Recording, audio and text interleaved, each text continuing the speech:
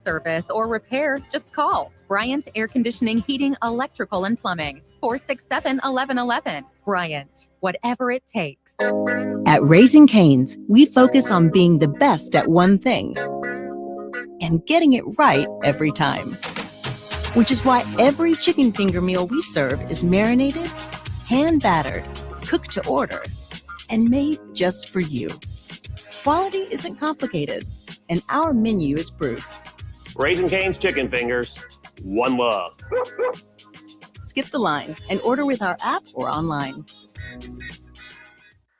A new year means it's time to try new things. If you haven't tried Führer's cheese spread yet, the time is now. For the days you don't want to go to the gym, don't worry. Führer's cheese spread is there to cheer you up. And for the days you do get to the gym, why not celebrate when you get back with the best dip around? Get to your local grocery store today and load up on Führer's cheese spread. No event or party is complete without it on your table. Lincoln's go-to for fun isn't new. It's a place that's been a staple of the city for years and is only getting better. Matson's Bowling and Billiards always has open bowling available with no long lines, unlike other centers. They have live music almost every weekend and great food at EJ's Bar and Lounge, with seating for 150 people. They have popular meals like the EJ Burger, pizza for the whole family, and famous EJ's Wings. Contact Sarah to book a party for friends, coworkers, or family at Matson's Bowling and Billiards, just south of 48th and Holdridge. Looking for a financial partner that truly makes a difference? Modern Woodman is a member-owned fraternal financial services organization. We can help you plan for all stages of life, from protection to saving to retirement. We also offer member benefits, social activities, and volunteer opportunities to help your family and community. I'm Sean Erickson, your Modern Woodman representative in Lincoln. Call me at 402-483-6515 to start the conversation. Modern Woodman of America, touching lives, securing futures. At Raising Cane's, we focus on being the best at one thing and getting it right every time. Which is why every chicken finger meal we serve is marinated, hand-battered, cooked to order, and made just for you. Quality isn't complicated, and our menu is proof. Raising Cane's Chicken Fingers, one love. Skip the line and order with our app or online.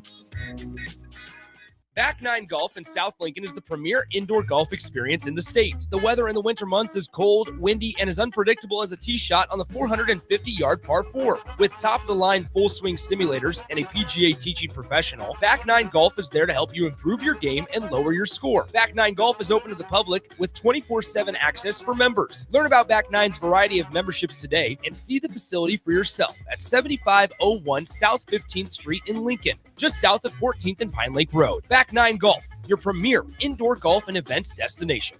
Wake up, Lincoln. Come on, it's 6 o'clock. Rise and shine, rise and shine. It's time for Early Break. Brought to you by Sand Hills Global. Live from Lincoln, America. Here's Jake Sorensen. Did seem kind of meh. Husker Online, Steve Sipple. Surprisingly good. And longtime college football assistant coach, Bill Bush. I want to buy a couple ducks. I'm bringing 2 ducks to the office. This is Early Break.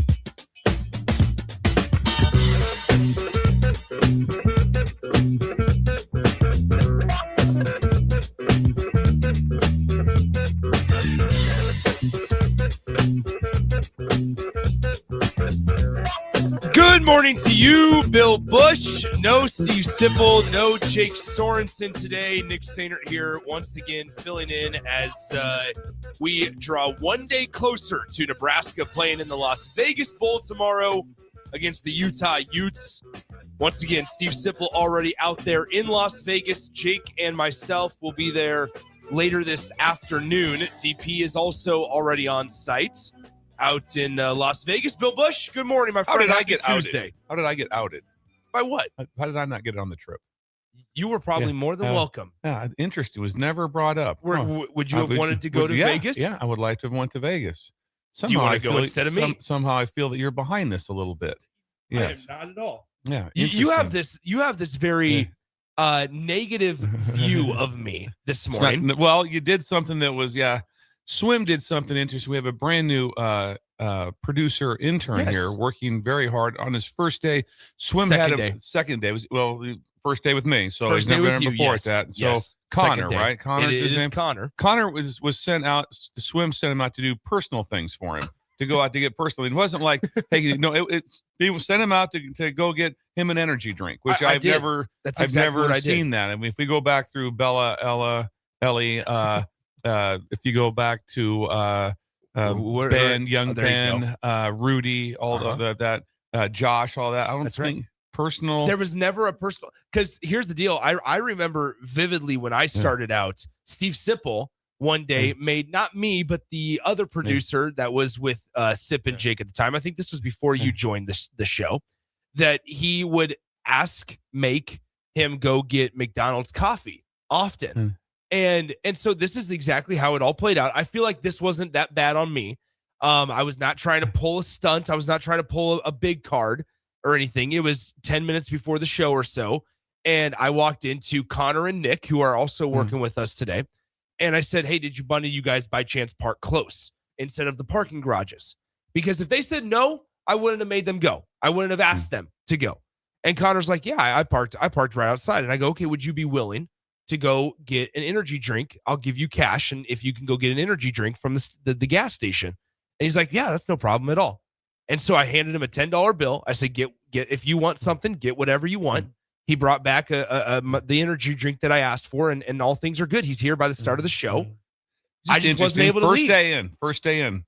Like that. Is there any dry cleaning has to be picked up later? No. Any kids at school? I feel like we were blowing this out of proportion. I'm going to be 100% honest honest with you here, Bill. I feel like this is being blown out of proportion.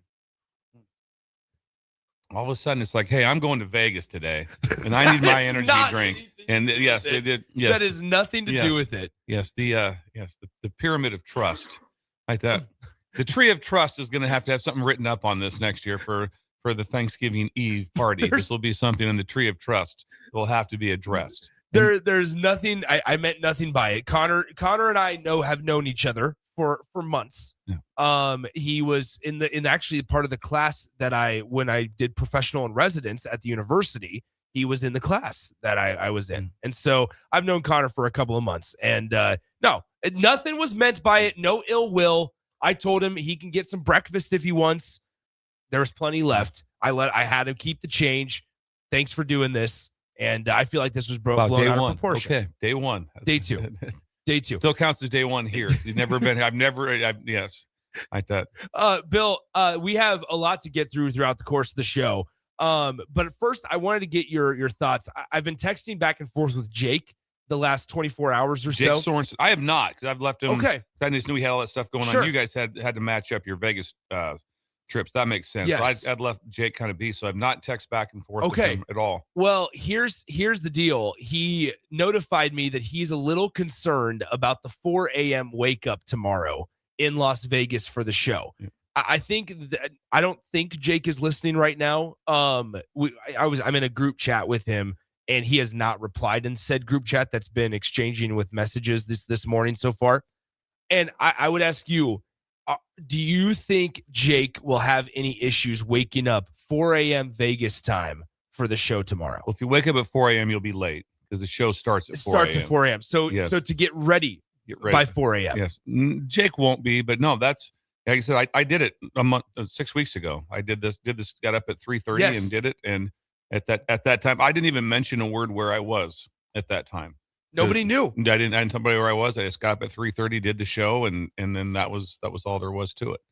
We got this on the text line. Gorilla Bear says, "Here's $10. Get me an energy drink and get yourself some breakfast with the remaining $6 is crazy." It was at a gas station. Like I just maybe I'm in the wrong here. Maybe I'm in the wrong. It was not. If I would have. It's a classic example of a superior, obviously. That's not what I'm trying to be. That's not what I was trying to be. It's okay. All I will say is if I would have gotten up 10 minutes earlier, I was planning on stopping to get a drink for myself. Is there any chance then that Nick and Connor would have any interest in putting the shades up that we normally have up for the show? You know what? Have any that's interest a great point. Is there any interest I forgot in that? these yesterday. Yes, should I go ahead and put them up right now? This was yesterday, and so I wondered if we feel a little more constricted and confined in right here. here. We don't really know what's going on. We usually comment outside. on what's going on over at the Hampton, but we can't do the Hampton because we don't have the remote here to do that.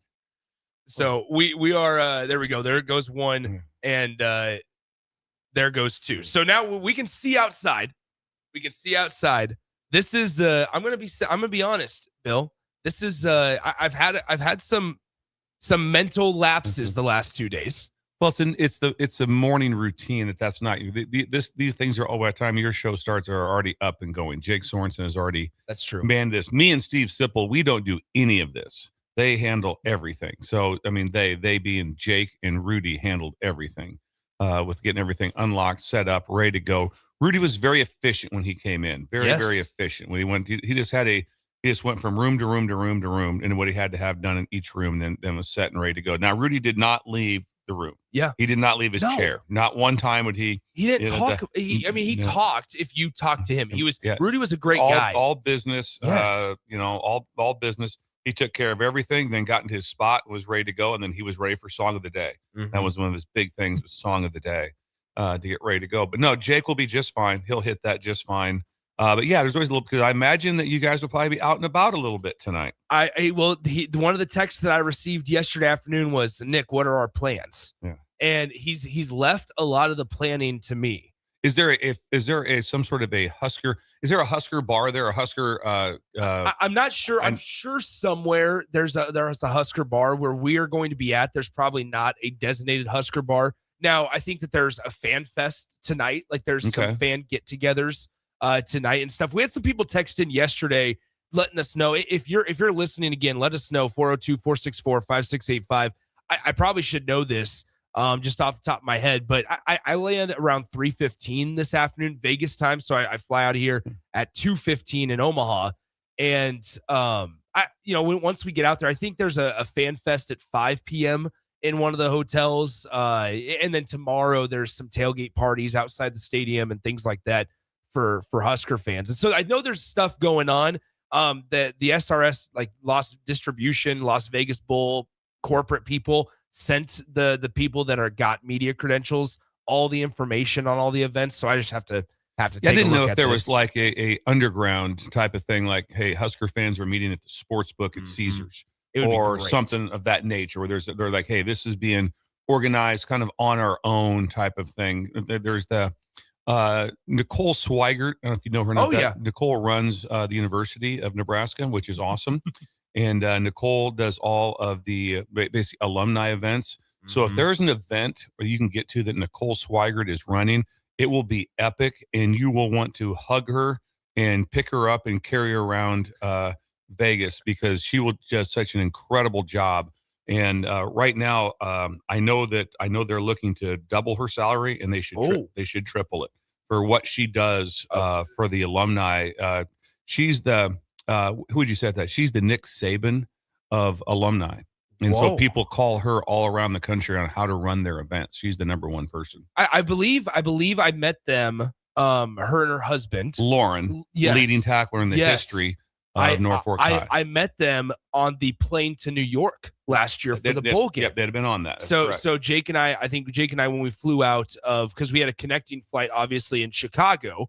And when we were on the flight from Chicago to New York into LaGuardia last year, I think Jake and I ran into them, and that's where I got to meet them. Jake introduced me to them. Yes, phenomenal people. Phenomenal people. Quick side note: Lauren Swigert's quarterback in high school was Cleet Blakeman, the NFL referee, former quarterback at Nebraska. That was Lauren's quarterback at Norfolk High. But again, if you guys get a chance, if you want to do. There should be an ESPN 30 for 30 story, 60 minutes. Something should be done on Nicole Swigert and what she does for Nebraska alumni. Thank you. So Bolt asked the question on the YouTube stream, hey, Swim, did you make Bill's coffee this morning? What's that? Yes. They were asking, they're wondering about the dynamic and what's different between energy drink versus coffee. He made the coffee. Did it yesterday, too. We're a little bit better. I had an error this morning in coffee heating up. But so it's not great because of just a malfunction of what I selected on the microwave. But we're getting through it. Okay, yeah, well that's good. A couple of texts from the text line. Is there any other things you need done around your house or anything that you have kind of run over and do? The Hammer texted in, and normally I welcome people that call me out on the text line. I bring those up. I don't just talk. I don't. You're okay. I'm not a selective reader. I don't select. Jake Sorensen's the best at being non-selective. Jake brings up really? I've heard otherwise. No, Jake brings up stuff on himself a lot. I've heard otherwise. No. Jake, okay. Well, the Hammer chimes in, says, Swim, when I first heard about having Connor go get you something for you, I thought, man, that's not right. But after you explained yourself, I don't think you did anything wrong. The Hammer said that on the text line. Hammer time. Okay. Yeah. So there you have it. John in Southeast Lincoln says, Nick, just buy Connor lunch and all is good. So I don't know. He also, John in Southeast Lincoln says, Nick, you and Jake should go to a place called Dig This in Las Vegas. You can operate heavy equipment. I've heard of those places. You operate heavy equipment. No you can drive way. a Caterpillar, things like that. Yeah, you can move dirt. Yeah. That sounds pretty enjoyable, actually. Who in Columbus, Bill? No, Bird in Columbus. Wrong time. Yeah, wrong time. Okay. Yeah. I thought you just did it just once. We do it just once. Just during Song of the Day. Only song of the day. Really? Only song of the day. Sorry about that. I almost got you though. Yeah, I did. And you almost. Yeah. You took your lips off the coffee for a second, and you were about to scream it. No, then I realized that there was an error there. Yes. Okay, hand up. That's on anyway. me. Let's do roll call. That's usually what Swim does next. We'll do a roll call. It is a Tuesday. Bird in Columbus said, head to Fremont Street Pep Rally. That's where it's at today. Yeah. Is the Fremont and Street I'm sure Pep Nicole Rally. will be there running that also. But talking to Sip yesterday, he was very high on Old Vegas and Fremont Street area as compared to the Strip. And it's cool down there. It really is. And they've redone it. It's really nice. Okay, because the Golden Nugget is down there. Today will be the first time that I make it to Fremont Street. Because one of the things I told Jake is I said, and this isn't a popular, or this isn't a non-popular take, unpopular take. I said, instead of us having to buy drinks and beers everywhere we go, I said, I'm just going to go to either Fremont Street or to a gas station, wherever I can find it, and get us a case of beer. And I said that way we can have a little bit in the hotel room, and that way we don't have to pay for so much when we go out, because they're going to be expensive nonetheless in Vegas. Because when I was there in July, it was the crazy prices. But when you add in the fact that it's New Year's Eve festivities going on as well, they're going to probably be jacked up a little bit more. So I told him, I said, well, I'll go to either Fremont Street or somewhere and get us a case of beer. And we'll be good to go for the rest of the 3 like days. Spring break for you and Jake. It's like spring break. I will say this, Jake, the Vegas Bowl spring break. Jake and I have we butt heads every now and then. We talk a lot of junk to each other. However, this will be the second time we're on a bowl trip together, and he and I don't know if Jake will ever admit this, but I can guarantee you that one of the best trips Jake has ever been on was our trip to New York last year. That was one of the best trips. He got shrimp and Brussels sprouts every single meal we had. That was every single meal. Steak, shrimp, and Brussels sprouts for Jake Sorensen. So I think there's high expectations this week for Las Vegas. But Jake and I will be on the show tomorrow morning from Las Vegas, 4 a.m. local time. Bill, any New Year's Eve festivities on your docket this week? No, we're going. We have our reservations, I think, at 4:30 in the afternoon. 4:30. Yeah, me and Laura. We're at Momo's. Okay. Going to Momo's at 4:30. Going to sit at the bar. I'll probably be able to watch the end of the Nebraska game, and hopefully we'll be home by 6:30. Why so early? What's that? Because the playoff game's on, and so playoff game is on. So we'll be in comfortable clothes by 6:30, 6:45. I'll be in comfortable clothes with sugar, and we'll watch the playoff game and be somewhere in bed sometime around that 10:30 mark. We'll wrap it up. Will you have any chance to stay up for the ball drop? Zero chance. Not a chance you stay up for. No, there's a chance I might be able to catch the East Coast one at 11 o'clock here. That's but no, but even that's going to be, because it all depends how the game goes. Okay. Because once that game's over, I'm wrapping it up.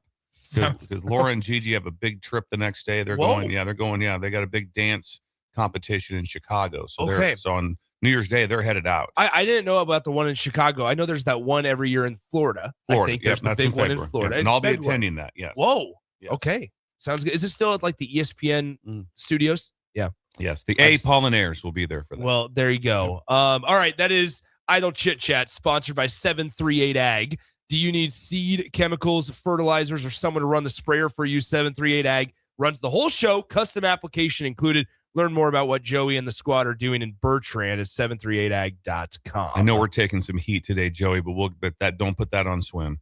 738 ag. Oh. Yeah, 738 I ag. apologize, Joey. No, it's okay. We called it I- we called it 738 for a long time Yeah. also. And then I Whoa. went out and had a corporate meeting with Joey and the entire staff.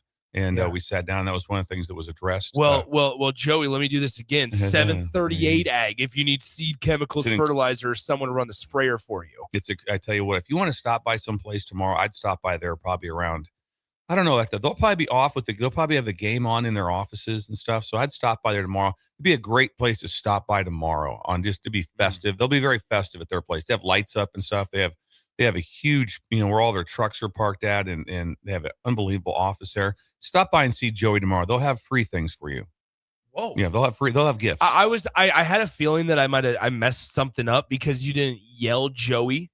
And so I don't know what was going on there, but it didn't feel right off the bat. I got caught up in the 738, Okay. and so that's Yeah. what threw me at that. Joey! Thank you. There you go. We gotta get back to it. How, on a scale of 1 to 10, Bill, how excited are you to get the entire gang back together of you, Jake, and Sip on Friday? That will be fun. If everyone You makes guys are big routine guys. Big routine guys. We don't like things. And we've been apart. We've been askew for quite some time. I know. With the holidays, with Sip leaving early for the bowl game, and then Jake having the death in the family. There was a lot of things that threw us way, way, way off. So appears as if the only person showing up here kind of in studio right now is me. So everybody else is on a bender. That's right. And Jake's continuing that today. So Jake will have been gone for a long time. I think from the time he left here to drive to Denver to fly out to Vegas to get him back to here. And what time are you guys all on the similar flights coming home on? Yeah. So Jake and I, we fly back on. There's a lot of good football on. You guys, New Year's Day. I can't believe you're flying back New Year's Day. 3 great games are on, and you're missing all of them. I know. I'm telling you right now that I am very aware of all the games that we're missing on January 1st. I wanted to fly back, not necessarily early in the morning, but there was like a 9:30 or 9:45 a.m. flight that I wanted to take. And because obviously you lose 2 hours, you get 2 hours later once you fly back to Omaha. Jake said, Nick, no, we're not taking an early flight. He wanted to take the 2:40 p.m. flight out of Las Vegas, which means we land at 7:15 Omaha time. That is right smack dab in the middle of the afternoon when all of these games are going on. We're going to be able to see the 11 a.m. game for a brief moment, and then the rest you just chalked up to we're in the sky. I would have stayed another night. I would have just stayed. It'd have been awesome to stay in Vegas one more night for all the playoff and games. Go to all the playoff games and go to the sports book and watch the playoff games. Would have been incredible. Yeah. I mean, that's the plan tonight is get off the plane. And once we have a couple of work stuff we want to get done and take care of video wise and things like that. However, I want to go to the sports book and watch New Hampshire, Nebraska tonight. Men's basketball, 8 p.m. Central Time tip off there. That would be one of the last things I'd be watching. You wouldn't want to watch Nebraska basketball? What's that? Oh, I love Nebraska basketball, but not against New Hampshire. Okay. No, that doesn't interest me. It's not when there's bowl games on. There's great bowl games on today. I mean, there are good bowl games. I think Tennessee's playing Illinois like at middle of the afternoon. There's a good game. USC TCU's on tonight. Like that. I'll quad box it probably, and I'll have Nebraska on in the corner. I'll check it out. There's great games. So no, I'm not anti-Nebraska basketball at all. But versus New Hampshire, who I think's 4-7. They're bad 4-8. Yeah, the Wildcats of New Hampshire. Yeah. The games that are on today, not necessarily that great. This one, Coastal Carolina versus Louisiana Tech. But like you said, Tennessee versus Illinois. A lot of interest in that game. 4:30 p.m. on ESPN in the Music City Bowl. And then in the Alamo Bowl, USC versus TCU at 8 p.m. tonight. So, okay, I'll probably watch that USC TCU. Yeah, there's game. some good, but I will give Nebraska. They'll be, if they're in the quad box, which they can be. I'll watch some of that. I'll have it on the side, and then let's say for some reason the game's interesting, then I'll watch it very closely. For some reason it's in the middle of the second half and it's like 70-70. Okay, I'm going to watch this. But it's still New Hampshire. I think I'm more watching it for the history that Nebraska's making. This game on Friday, it's matching up to be it's setting up to be a real big one. Boy, talk about a downer. That'd be a downer, wouldn't it? Nebraska lose to New Hampshire. That would be with the buzz for the Michigan State game. Yeah. It won't happen, but No. but there is some incredible buzz for it. I also thought there was incredible buzz that I thought was great. I really did. Some people that want to just crush Lincoln Riley, and I just absolutely love what he said. He's like, you know what? We did not cancel the Notre Dame game. Yeah. We just said we wanted to play it early in the year, and that's it. He goes something along the lines of if they were honest and truthful of that they wanted to play us anytime, anywhere, then we would still have the rivalry. Have a rivalry. We said we will play this game in the first 4 games, and Notre Dame said no. And within seconds, Notre Dame had the BYU schedule done, and so it's like, oh no, we're not going to do that. Okay, we're going to the BYU. So this when you don't get to have everything. I mean, I'm 100% on USC Big Ten conference style. When you don't have a conference, you don't get to say when. And just because it has been because that game is not always, it's been the last game of the season and it's been in the middle too. Yeah. So you can't say nope. It's always been this game. That's not true. Yeah. It's not true. Where do you land with rivalry games, with those types of rivalry games? Obviously, we're going to always keep the in-conference rivalries, the Ohio State, Michigan. But do you see us trending towards a direction to where those the Notre Dame, USC, the ones that they have to physically agree to in the non-con slate, essentially, do we see those going away at some point? I don't think so, because I don't think Clemson and South Carolina are going away. No. Louisville, Kentucky's Florida, not going Florida away. State. Florida State's not going away. All those are not going away. And what it is, it's horrific for the fans. And all I care about is the fans. Yeah. Because that's what I am now. I'm a fan, so I don't care about anything else. I mean, Texas A&M, one of the top 2 probably rivalries in football, not played for 13 years. Yeah. Because year. someone got bent out of shape because of the conference change. And then Oklahoma State. That's not like epic football, but it's still bedlam. And for that not to be played anymore, I mean, that's not cool. So again, who hurts? The fans. That's who hurts like that. And the players. You're telling me that if you went to Texas and Texas A&M during that window as a player, that you wouldn't have wanted to play in that game? Yeah. You can't wait to play in that game. Imagine all of a sudden, Ohio State, Michigan, we're just going to take 4 years off. And you go there as a player like going, I came here to play in that game. Yeah. That's what I'm here for. And then to be like Notre Dame being, I mean, if it's factual how it was laid out, and I have to believe it is, because Lincoln Riley went out, in his press conference and said, oh, no. We agreed to play the game. And all fans want to hear is that. Yeah. Hold it. We agreed to play the game. It's not our fault that it's not being played. Yeah. And then also that's a tough deal. Big Ten, you play 9 games. And so your non-con every year is Notre Dame. Just imagine if Nebraska's every year was Notre Dame. Yeah. You'd be like going, well, hold on. We can get more losses. No, they didn't shy away from it. They just said, no, we got to play it in the first 4. Because if we lose that game week 2, doesn't kill us. We lose it week 11, kills us. Yeah. A great example for Nebraska is the Tennessee matchup, right? Like, don't forget what Danny White, the Tennessee athletic director, as soon as it was made public that game was not happening, Danny White made it very clear that it was not Tennessee's side that brought those conversations up. And so I thought that was really interesting too, because to your point, it's also ADs want their fans to know, hey, we didn't do this. Like, we want to play the games. The Nebraska fans got robbed horribly. Both sides. When Tennessee comes here, would be epic to see them walking around town. It'd be unbelievable. And then for the Nebraska fans to go to Neyland Stadium would be unbelievable experience. Just because it's on the top of my head, and I genuinely don't know the answer to this. Maybe I'm missing a wide open one. Who was the last SEC team that in the SEC conference came to Lincoln in a non-con? I remember back in what would have been in the 80s, Auburn came here. Yeah, but I'm trying to think that in the Nebraska last 15 Nebraska years, went to South Carolina. Did South Carolina come here also back in the 80s? During that time frame. But I'm trying to think, like, obviously we want Oklahoma. Husker fans, Oklahoma is a popular one that they want, obviously because of the tradition and the rivalry there from the old days. But I'm trying to think and the text line can probably help us out, 464-5685 or the YouTube stream.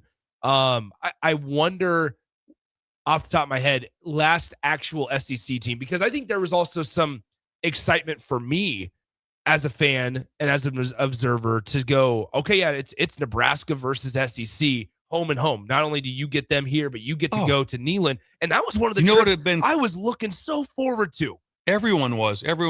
And then it's like, well, it's a tough. They're the 10th ranked team in the SEC. Yeah. It wasn't like it wasn't Georgia. No, they were 8-4 this year before obviously the bowl game today.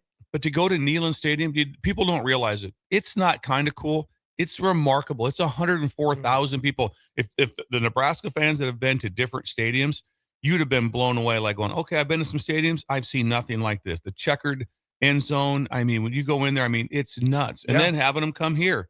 How imagine that week. There would have been people here from Tennessee on Tuesday.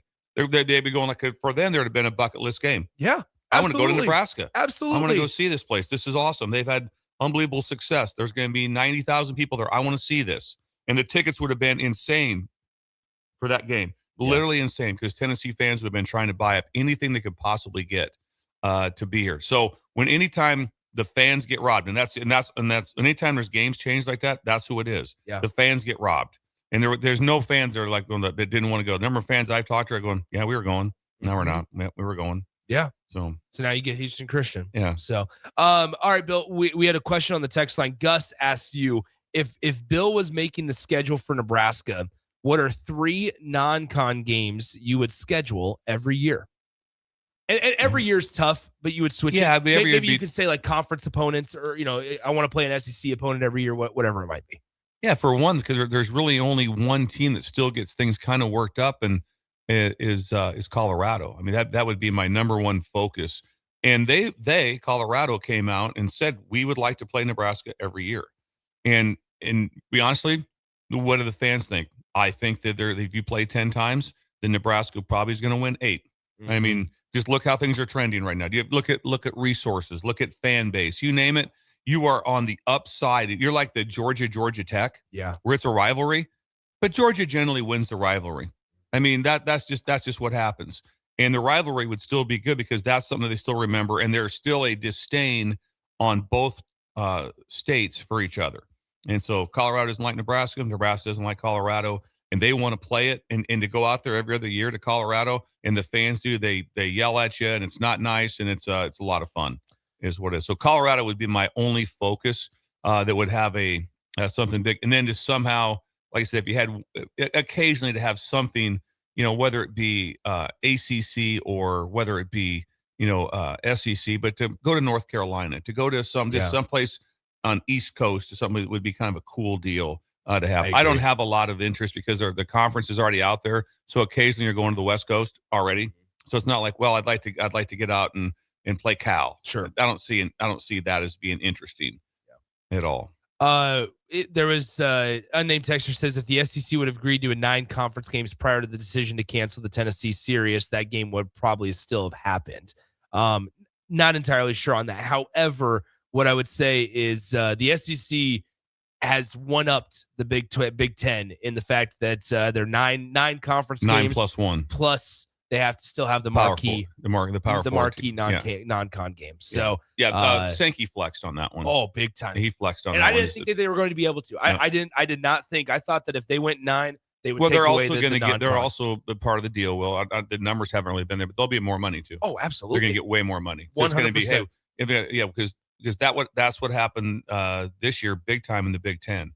There wasn't enough good games. Yeah. It was like all of a sudden it's like there's not enough good games to be played. That's why I wonder why Nebraska hasn't played maybe an SEC opponent, or maybe they will going forward. We'll see some things because Nebraska is still an attractive opponent for a home and home for an SEC team like a Tennessee or a Missouri, right? They very well could be an attractive opponent for them to say, hey, let's schedule a home and home in 28 and 29. I would like a Missouri. I would like a home and home with K-State. Yeah. I'd like a home and home with Iowa State. Yeah. I was thinking K-State more than anything. If I had to pick one, it'd be absolutely. K-State. Missouri would be one that would be cool. The Kansas State one would be so easy. I mean, it's a 2.5-hour drive to the Little Apple. I mean, it's the stadium. Imagine going back to Como. Mm-hmm. It'd be sweet. I mean, like what's that? 4 hours down there? Yeah. I mean, not bad. So I mean, it'd just be, and their stadium's all redone. It's pretty sweet. It'd be really sweet. But no, you want to have those. You want to have as many games as possible, because if not, like next year, bless you, bless me. Our non-con. It's these are season ticket holders. And you're okay. What do we got for non-con? You got 3 games that are not that you want. Well, the conference schedule might be the reason why. It's Ohio, Bowling Green, and North Dakota. Yeah, I mean that's horrific. But hey, pay your money. Pay your money. And get 3 wins. And this last year was horrible. I mean, we had Akron and Houston Christian back to back. I mean, so you have to have with nothing there. The year before that, when Colorado was in the mix, guess what? It was pretty cool, wasn't it? Absolutely. It was pretty epic both ways, going out there, coming here. It was really cool. So just for the fan base, and I know, and if the fan base is just like, all I care about is I just want to see gimme wins, then I don't want to have a conversation with that. I want to see nothing but good games. Speaking of Colorado, this kind of flew under the radar. They hired a new athletic director earlier this week. They took from New Mexico, New Mexico, a 37-year-old athletic director takes over for Rick George. Fernando Lovo takes over at Colorado as their new athletic director. That kind of was something that went under the radar in the national college football news. Something that was announced this morning by Pete Thamel, Chip Kelly back in the coaching ranks in college football. We'll tell you where and what he's doing. It is in the Big Ten Conference yet again. We'll talk Chip Kelly on the other side here. Early break on the ticket. We'll be right back.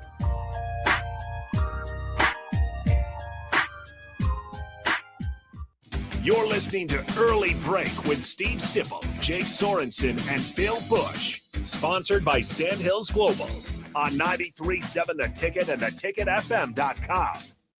Concrete Industries has immediate job openings for precast production laborers and maintenance technicians. Concrete Industries offers great pay, health benefits, 401k, a wellness program, holidays, and paid time off. Apply today to earn a starting pay of $21.50 per hour plus a $1,500 hiring bonus. Concrete Industries is hiring all experience levels and offers on-the-job training. Start your career today as a precast production laborer or maintenance technician. Visit concreteindustries.com. Hey guys, it's Carly from Boyk Farm Outfitters. Farmers, you need to know about Green Eye Spot Spray. With Green Eye, we replace your existing spray boom with a brand new aluminum boom equipped with camera technology that identifies and sprays only weeds and not your crop. The boom comes with 2 spray lines so you can still broadcast residual herbicide while you're spot spraying weeds that are up. Green Eye users in Nebraska are saving a ton of money on herbicides, but that's just the beginning. Learn more at BoykFarmOutfitters.com. That's BOECK FarmOutfitters.com. All right, Lincoln, if you're a diesel technician who's ready to earn up to $40 an hour and you're tired of working nights and weekends, listen up. Inland Truck Parts and Service is hiring experienced diesel technicians right here in Lincoln, and they're offering what every hardworking tech wants. Monday through Friday hours, no nights, no weekends, and paid training on advanced diesel technology. With 37 locations across 12 states, career advancement opportunities are endless. Start building towards your future and apply today at inlandtruck.com. That's inlandtruck.com. Or text APPLY to 785-369-1320. There are so many realtors in Lincoln and Omaha, but don't get overwhelmed by all the no-names, plus all the different companies. Ben Bleicher with Professional Realty Group at Berkshire Hathaway Home Services Real Estate is your go-to option, whether buying or selling residential, luxury, leasing, investment properties, or commercial property, small or large. Ben's team offers decades of experience, unbeatable customer service, and promises to fully protect your interests throughout the entire transaction. Call 402-419-6309 for all your real estate needs. Ben Bleicher with Professional Realty Group of BHHS Ambassador Real Estate. Unearth the secret to long-lasting tires at Tread's Central Tire Pros, a league apart in commitment, service, and expertise. This isn't just about rubber meeting the road, but trust, safety, and surety converging in perfect harmony. This is where expectations are exceeded every time. Make your appointment today at Tread Central Tire Pros, just south of Cortland on Highway 77, or visit our website to explore our services. Remember, when it comes to tires, choose Tread Central Tire Pros because we tread differently. When the clock strikes 0 after every Nebraska football game, there's only one place to go for instant coverage. Tune in for the Husker After Party Postgame Show on 93.7 The Ticket for each game, win or lose. Call in with all your takes or text the show at 464-5685 and hear quotes from the players and coaches too. It's the Husker After Party Postgame Show, sponsored by Anderson Ford and Vinnie Krekak of State Farm Insurance. Sometimes good people make mistakes. When you find yourself in need of an attorney, call Liberty Law Group. The attorneys at Liberty Law Group will defend you in court and protect your freedom to get you the best possible outcome and the justice you deserve. Trust your freedom to Liberty Law Group, the best criminal attorneys in Nebraska and Iowa. Call them today at 877-404-5238. That's 877-404-5238. Or check them out online at libertylawgroup.com. Don't be fooled by the typical holiday ads this year. A new car for your significant other is a dream, but not a likely reality. Why not upgrade the current car you have with a detail? This year's hot item is a gift certificate from Nebraska Auto Detail to make your car look and smell fully refreshed again. We all have clutter and we all make messes, but it doesn't have to stay like that. Give the gift of a clean car this holiday. Buy your certificate at NebraskaAutoDetail.com or call 402-601-5086 for an appointment today. Hi, Sean Callahan here for Coppell Chevrolet GMC, the #1 fastest growing GMC dealer in the Omaha and Lincoln area. We are going to keep this train rolling in a big way with new half-ton and 4x4 pickup trucks starting at $12,500 off list price or 0% financing. You heard that right, $12,500 off list price or 0% financing. You pick which one works better for you. Please stop on in the dealership and meet the team or check us out at CoppellCars.com. Stock number C280930. All deals with approved credit. It's that time of year when one episode turns into just one more season, when dessert turns into dinner, and time doesn't exist until the clock strikes midnight. Wait, what time is it? It's time to finish strong. At Planet Fitness, we're not waiting for the new year to give it everything we've got. Enjoy 24-hour access at most clubs when you join for $1 down, $15 a month, cancel anytime, and pay nothing until January 17th. Deal ends December 31st. Planet Fitness. We're all strong on this planet. See club for details. Things that impair you come in many different shapes and sizes. Some are the shape of beer and liquor bottles. Others look like cigarettes but aren't cigarettes at all. These are the things we know impair us, the things our parents warned us about. What we're not always aware of is our new prescription or the over-the-counter medicine we picked up just for allergies or a bad cold. See, it doesn't just matter how much of a substance you take. If you are impaired, driving is deceptively dangerous. Don't drive impaired. Paid for by the NDOT Highway Safety Office. This I'm not on drugs. I'm not drunk. is Early Break. Weekday mornings from 6 to 8 on 93.7 The Ticket and theticketfm.com.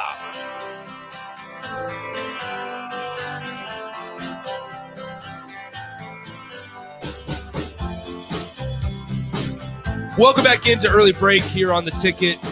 Nick Sainert filling in for Jake Sorensen here today. Bill Bush alongside. Thanks to Bill for grinding through it, sticking with it.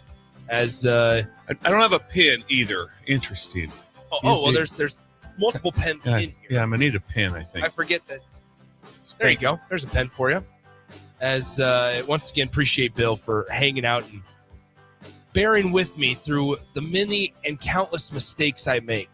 The many faults. I think that's one of my superpowers. Is I get to point out where you've done wrong. You can do it. You do a hell of a job. Bill. That's one of my superpowers. I can find the weakness or some of your weaknesses and point them out to others. And I think that will be a strength. That will be another superpower. You talk about my personal life often. Well, you are dating a good friend of mine's daughter. That is true. Yes. So Bruce is very concerned. No, he's not. So yes, and you mentioned that there could be a engagement. No. You're saying you're not. So it's a no. So you're saying no, not engaged. Don't back me into this corner here, Bill. So I just want to know. I will say. I got a text yesterday from said girlfriend that said, "Hey, I went back and listened to the first 15 minutes of the show with you and Bill yesterday, and Bill said some very interesting things." Thanks. So yeah, just know. That word gets around here. Well, you know that the microphone has power. I talked to her. I have a photo with her. Okay. Yes. Yeah, in Havelock. You did. In Havelock, which makes it even better. The photo was in Havelock. That is true. What was the name of that store you went to? I think it's called Pique Your Interest. Okay. Something like that. It was incredible. It really was. Incredible store. I was being genuine about that because you told me about it and I couldn't remember the name. It's 2 down from the Firehouse or whatever that Engine House. Engine House. Okay. Yeah. Just 2 down from that is where it's at. And then there's a store right next to it. I'm drawing a blank on that one also. That Janelle runs is a very cool store. There are different types of stores. Where's this in connection with the Joyo? It should be right there within, just right around there, right within a spot or two. But bottom line is just go to the Engine House. and then just walk two stores down. That's it. Just find the engine house. Find the You'll be engine good. house and then go two stores down. By the way, if you've been under a rock, Jake, myself, and DP, we're all headed to Las Vegas to cover Nebraska, Utah on New Year's Eve. Thank you to our co-title sponsors, Amigos Kings Classic, Advanced Medical Imaging, MWR Building and Fence, and Ben Bleicher of PRG Berkshire Hathaway Ambassador Real Estate for their coverage, their sponsorship of our coverage from Las Vegas, Nevada. So once again, thanks to Amigos, Advanced Medical Imaging, Ben Bleicher, and MWR Building and Fence. Bill, this came out early this morning, around 5 a.m. our Very time early. here. Pete Thamel and now Pete Nakos of On 3 has also confirmed it, that David Braun and the Northwestern Wildcats are hiring Chip Kelly as their new offensive coordinator. Obviously, Chip Kelly most recently was fired by the Las Vegas Raiders. Prior to that, he was with the Ohio State Buckeyes, had some various stops in the the NFL ranks and the college ranks, obviously. But what a unique and weird fit. Might work, might not work, but Chip Kelly is going to Northwestern. It's probably the most bizarre stories I've ever heard. I thought it was fake. I thought it was a Pete Thamel burner account. Yeah. When I read it. Northwestern. Now the one thing about it is, it's like, okay, and Northwestern got better on offense. They were not good when they played here at Nebraska. It was not a good looking scene. They got slowly better even from that time on. It has to be a situation where he's like, you know what, I don't mind living in Chicago, and I'll coach here. And if we get a little bit better, that's a good look for me. I also can't imagine. I also think he's coaching for fun right now, because when you have that type of, because I'm pretty sure that his NFL money is guaranteed, that he just got as a 3-year contract, and they owed him 2.5 years still on that contract. So the amount of money that Chip Kelly has is ridiculous. He also he got bought out at the Eagles and at the 49ers, and so he's got a lot of stacked money. So I think now he's just coaching purely like, I don't even care if they're paying me. I have plenty of money. So he can enjoy that part of it. And also the part that is interesting with Thamel, and I don't know, that's one guy that I don't know personally. A lot of these guys I do know personally, but he's become Schefter on breaking news. So. He is breaking news in college football. Yeah. He's the one, if Thamel says it, it's real. And so it's very interesting just following the dynamics, because that would be exhausting, Swim. Yeah. If you had to be the guy that had to try to do that, that would be so exhausting to be at 24/7. Like last night, this man broke at 3 a.m. And he had to be the one that's getting it out. I actually had an opportunity to meet Pete Thamel in an Indianapolis elevator at Big Ten Media Days 2 years ago, and he, much shorter in stature, that this matters, than I expected, but shorter than you, shorter than me. Okay, Pete Thamel was, but how much shorter? Not a ton. So if you went back to back, how much, like that? He's probably 5'8". 5'8", gotcha. Probably 5'8"ish. But nonetheless. Did he know you played baseball at Pius? He did not. But it was there. I found out that he's real close with Matt Rule. That there's a lot of connections there to Nebraska. And so once we found out that I was from Nebraska, we started to talk a little bit, and that was right as he was making the transition to ESPN. And so he has made the transition to ESPN, and ever since then, you're absolutely right. He's become the college football version of Adam Schefter. It's unbelievable. It really is. And that would be so exhausting. Yeah. It would be so that's like 3 phones. That's all this different accounts. And when can I report this? And that would, literally the way the world's changed with your devices that you have. It's insane, the information that's available. And it's like being in recruiting. You have to be available all the time. If a story breaks for him at 3 a.m., there is no, I'll get it in the morning. Nope. Yeah. Nope. And you imagine how much time he spends looking at his phone. I'm going to say it's probably like 14 hours a day. He's looking at his phone. Yeah. To see who just said what. They said this. Hey, did you check on this? I'm hearing this. Or an agent is reaching out to him that this we'll let you have this story, but this is probably what's going to happen. Do not. And they also have to fall in line. If an agent tells them this is probably going to happen, but nothing can come out until they don't. They hold it because they know if they're going like, I don't care, I got to get it out, I'm doing it. Then they get outed. Yeah. There's been studies done, not necessarily on Schefter or Pete Thamel, but there's in the NBA world, it used to be Adrian Wojnarowski until he got out of the game. But now it's Shams is the guy that does it for the NBA and for basketball side of things. And there's been studies that The Athletic has done on Shams to where his screen time is over 20 hours a day on his phone. He talks about how when he's during NBA free agency that he sleeps maybe 2 hours a day because he's terrified of missing a call. He's terrified of missing a story. And he even mentioned he's like, I shower with the phone. It's on. Like I got it because I can't miss anything. And that's just a life that I think very few people would want to live, and understandably so, because there's not a chance you would be like, hey, Nick, you want to be connected to screen time for 22 hours a day? There's not a chance. Not a chance. I like the screen time I do now, and I have too much of it. Mine's all on history.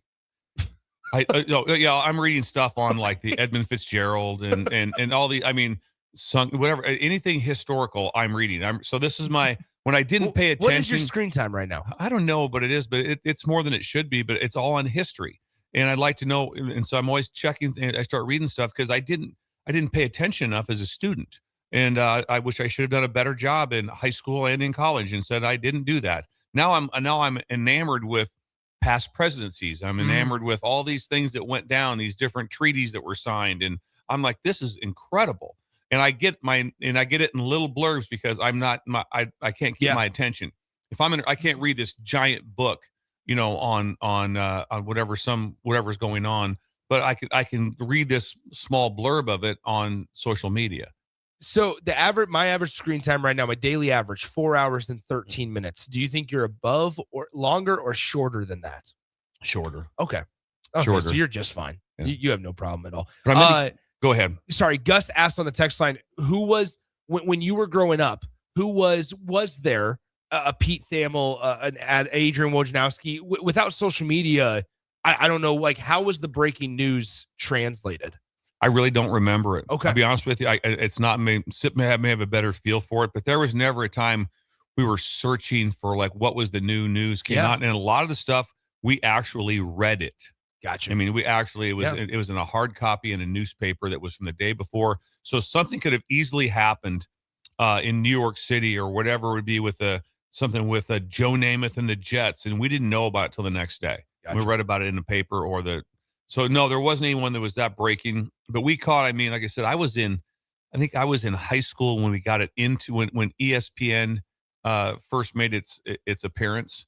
And so that was just, Swim, that was the most, you can't imagine what went through like me and Sipple's life. And all of a sudden there was a 24-hour sports station. Yeah. I'm like, hold it.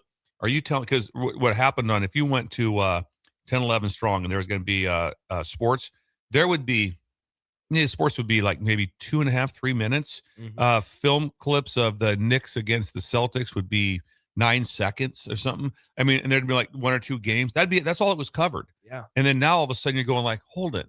I'm watching all this go on, and I'm watching the Cubs and the Braves on every game. Yeah. In the summer.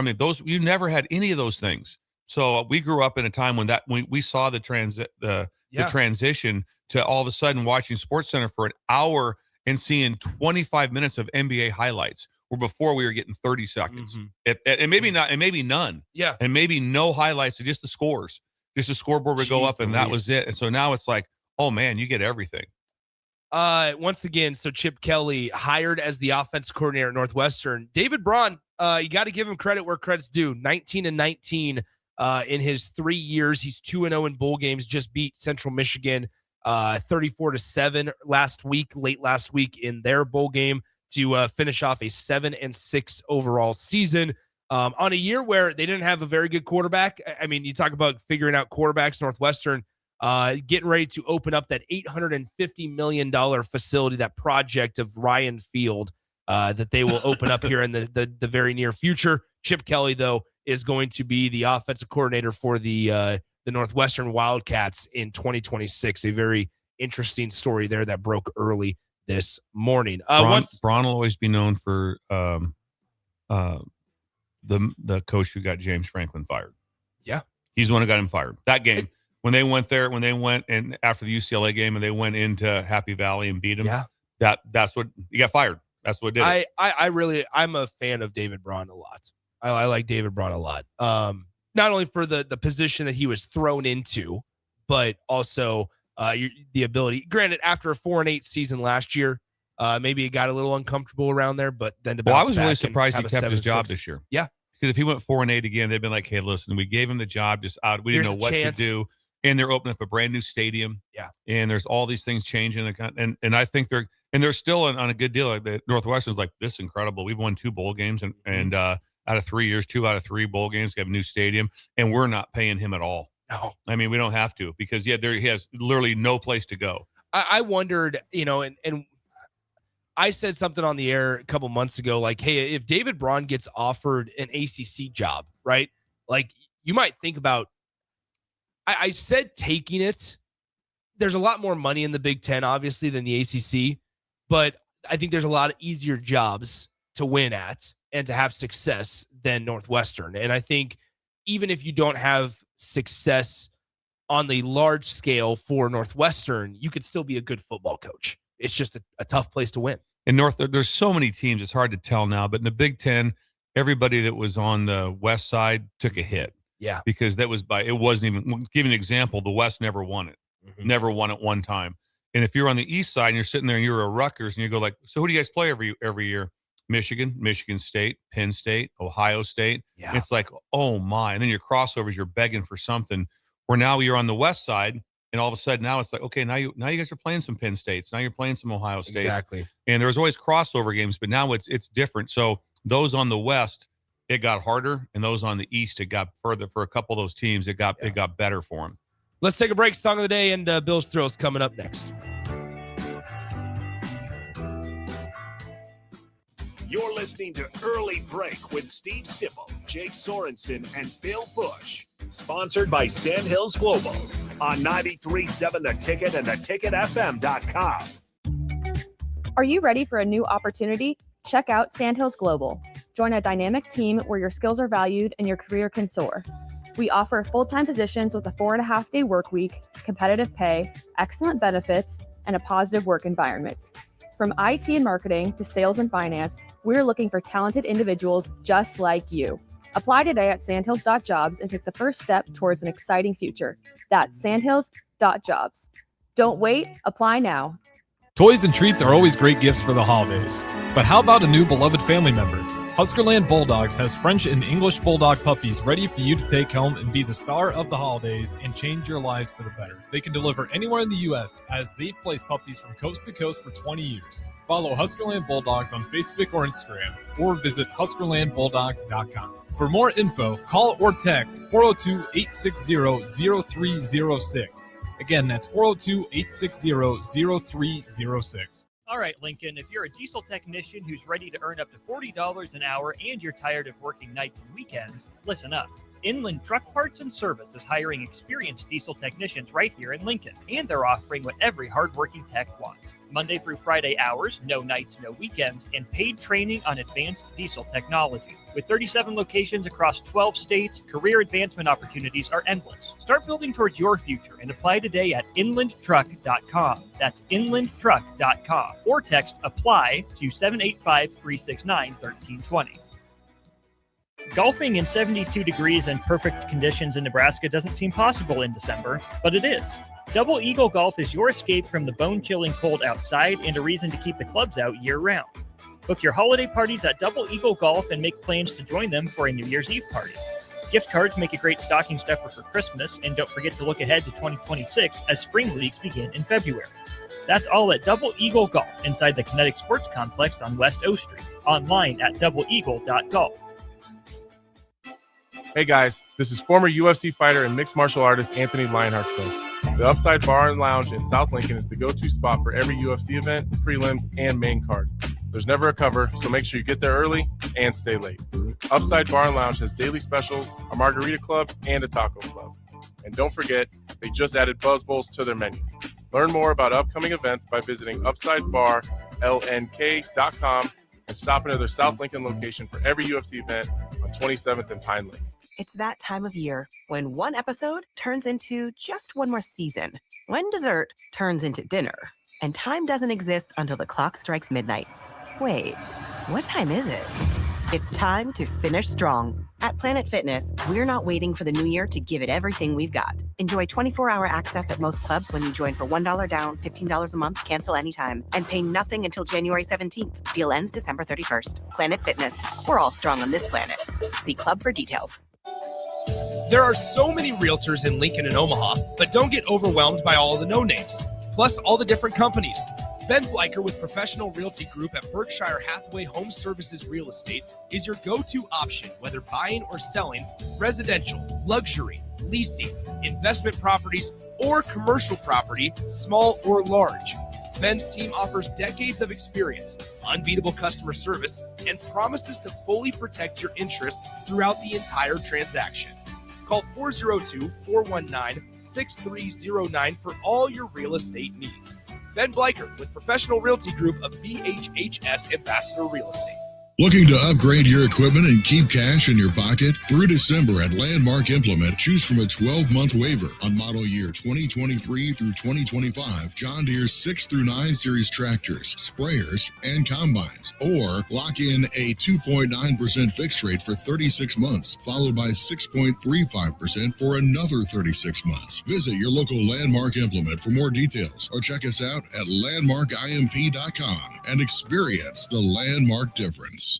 Concrete Industries has immediate job openings for precast production laborers and maintenance technicians. Concrete Industries offers great pay, health benefits, 401k, a wellness program, holidays, and paid time off. Apply today to earn a starting pay of $21.50 per hour plus a $1,500 hiring bonus. Concrete Industries is hiring all experience levels and offers on-the-job training. Start your career today as a precast production laborer or maintenance technician. Visit concreteindustries.com. Coverage of Nebraska football in the 2025 Las Vegas Bowl on 93.7 The Ticket. Bowl game coverage is sponsored by Advanced Medical Imaging, Ben Bleicher of Professional Realty Group of Berkshire Hathaway Home Services, MW Art Building and Fence, and Amigos Kings Classic. This is Nebraska football bowl game coverage on 93.7 The Ticket. This is Lincoln's home for sports talk on the FM dial. Also online at theticketfm.com. On the internet. KNTK FM Firth, 93.7 The Ticket. You love to bash his sports takes. Now, will you feel like an idiot if you're a big tough? If you're a big tough guy this morning, but you.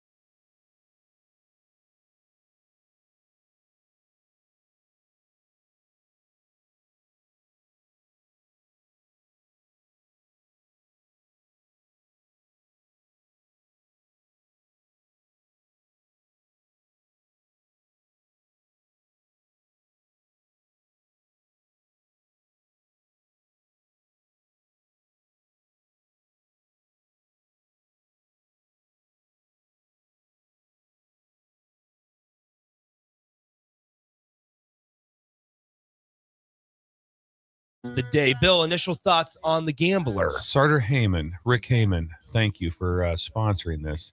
Incredible song. Little disappointed in your cut that you didn't hit on. I can see you're out of aces. Okay. And for a taste of your whiskey, I'll give you some advice. Sure. That's one of my favorite parts of the song. The song, I've heard it thousands of times. Yep. Kenny Rogers was incredible. That's a song that I just absolutely love. Know all the words to it.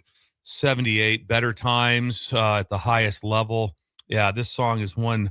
I wonder if the youth know this. I wonder in the other room. I wonder if Jimmy Chitwood and if Colin has this or not. Yep. Like that. Okay, so what are you giving the rating here? 8, 8, 8, 8, 8, 8. Okay. Yes, and then now we're just a little bit with Colin.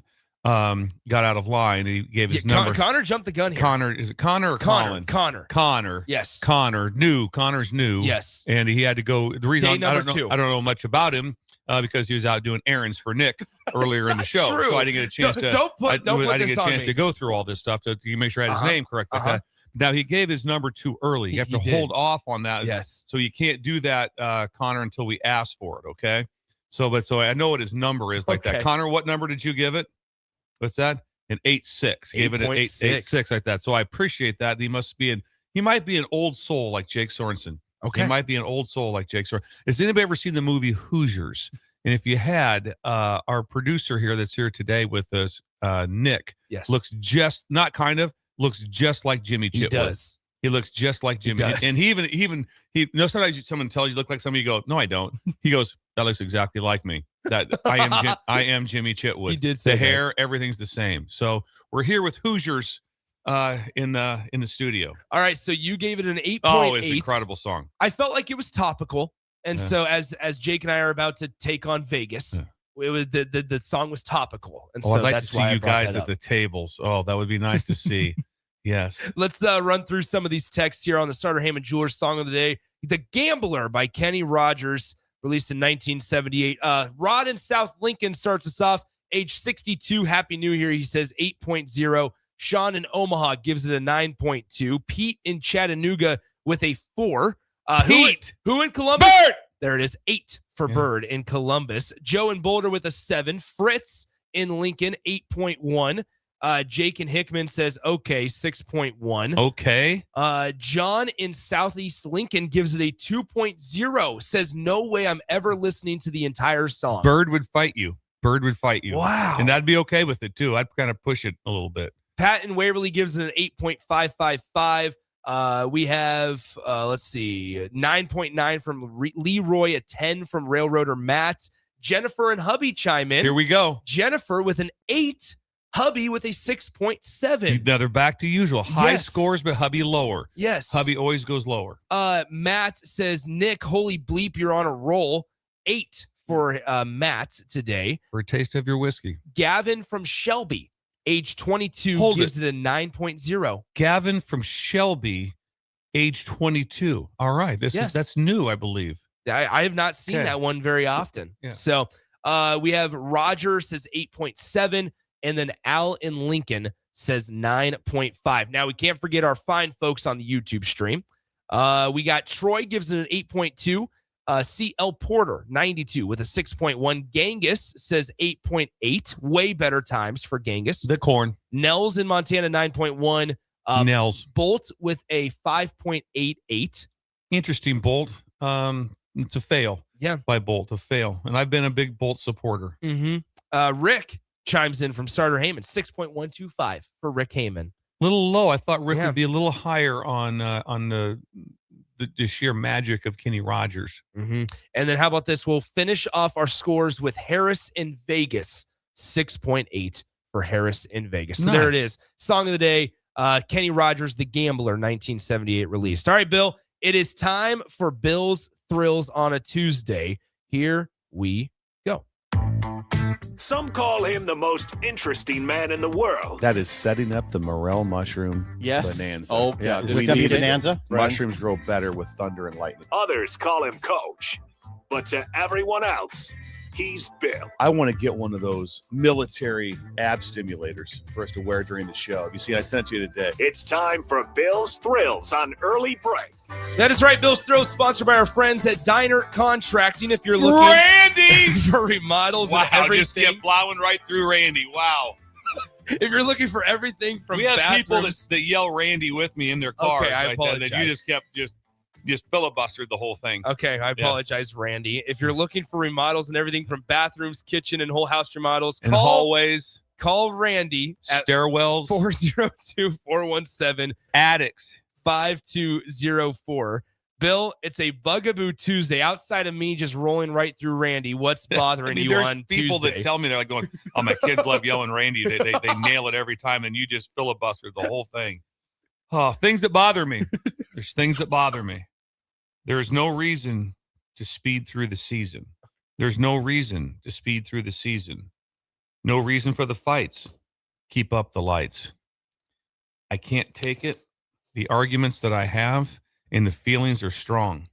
Those who want to end Christmas decorations and lights within seconds of Christmas being over, there's people on Christmas Eve, church, at candlelight service that are counting the ways they're going to get the boxes out and get the decorations down and put away.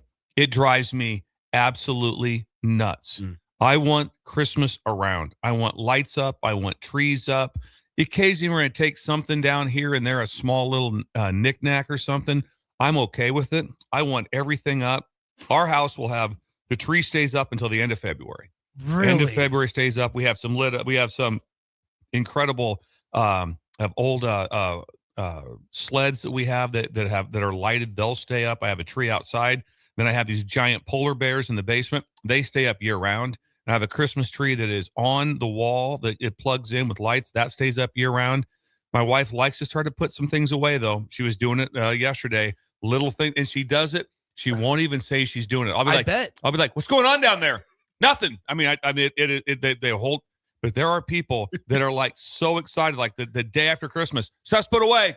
Yeah. Let's get Valentine's Day going. That's fun. Let's get all the decorations. You don't want Valentine's Day decorations. I don't mind Valentine's Day, but is that really the thing we have to push to? Do we have to all of a sudden have February 14th on our radar? How about we just enjoy Christmas, enjoy the lights, and do this?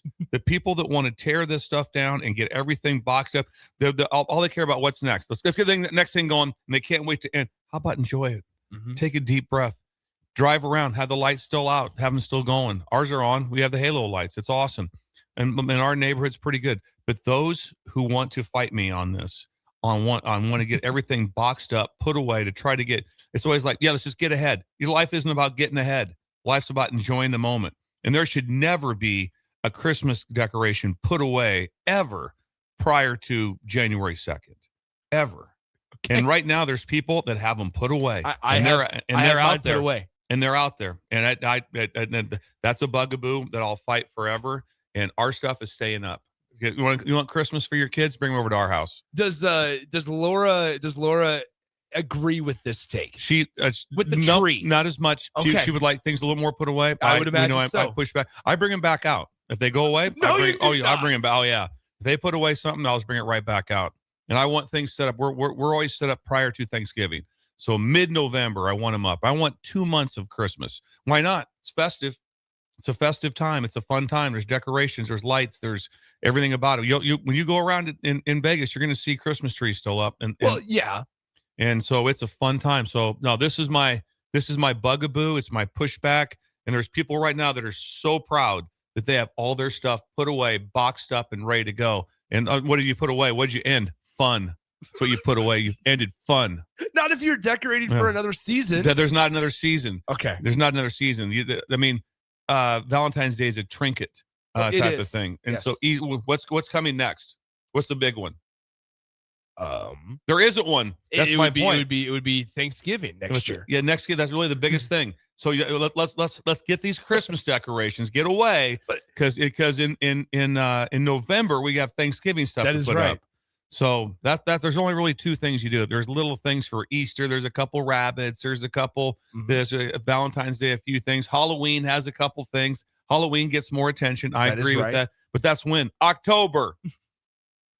Bugaboos. Anything from the text line? Yeah, there's a lot from the text line. You don't like to decorate for New Year's. What's that? You don't like to decorate for New Year's. I don't do any different decorations. There's no I just parties, want lights up. There's no festivities. No, I don't do like the Happy New Year signs and stuff. No, don't do that. Plenty of stuff from the text line here. Rosebud from Elmwood says, Elmwood Murdoch. Morning, fellas. As long as there is snow on the ground, the lights are staying up as Thank you. Godspeed. Dad says the 12 days of Christmas doesn't start until Christmas. It is Christmas season the 12 days after. Keep the lights up. I'm with you, Bill. Thank you very much. Vern chimes in and says, if it keeps the house feeling warm, once the decorations goes down, the house is just cold in the dead of winter. It is. It's just, it is. There's when they go up the first time, you're pumped, and all of a sudden it's just woo, woo, wet blanket.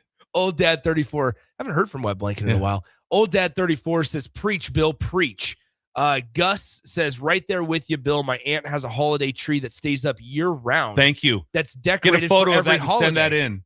I like that. So every holiday. I like this idea. So the tree stays up now. It's a Valentine's tree. Yeah, now they it's said it. They Easter said tree. Valentine's Day, Memorial Day, Cinco de Mayo, etc. Love it.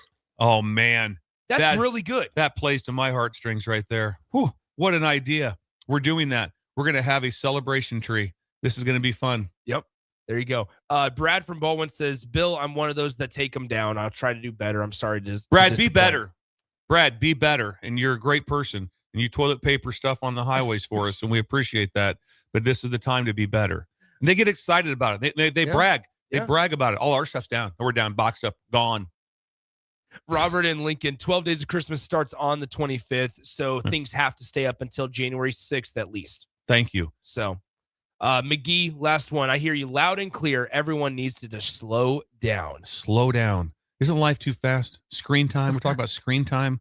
How about the lights? Enjoy those. Big B says, ours are already down. Ink wasn't even dry. Ha.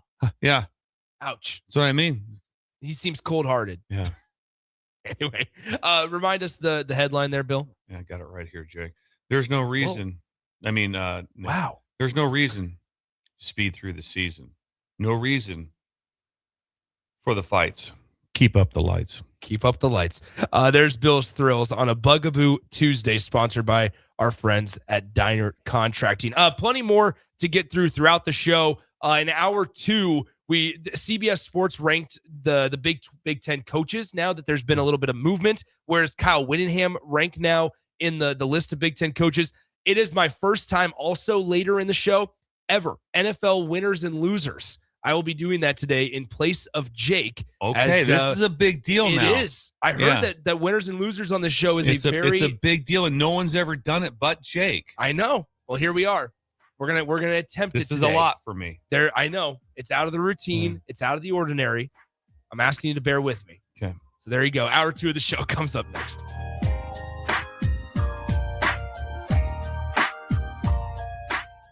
You're listening to Early Break with Steve Sipple, Jake Sorensen, and Bill Bush. Sponsored by Sandhills Global on 93.7 The Ticket and theticketfm.com.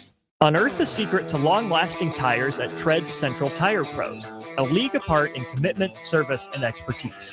This isn't just about rubber meeting the road, but trust, safety, and surety converging in perfect harmony.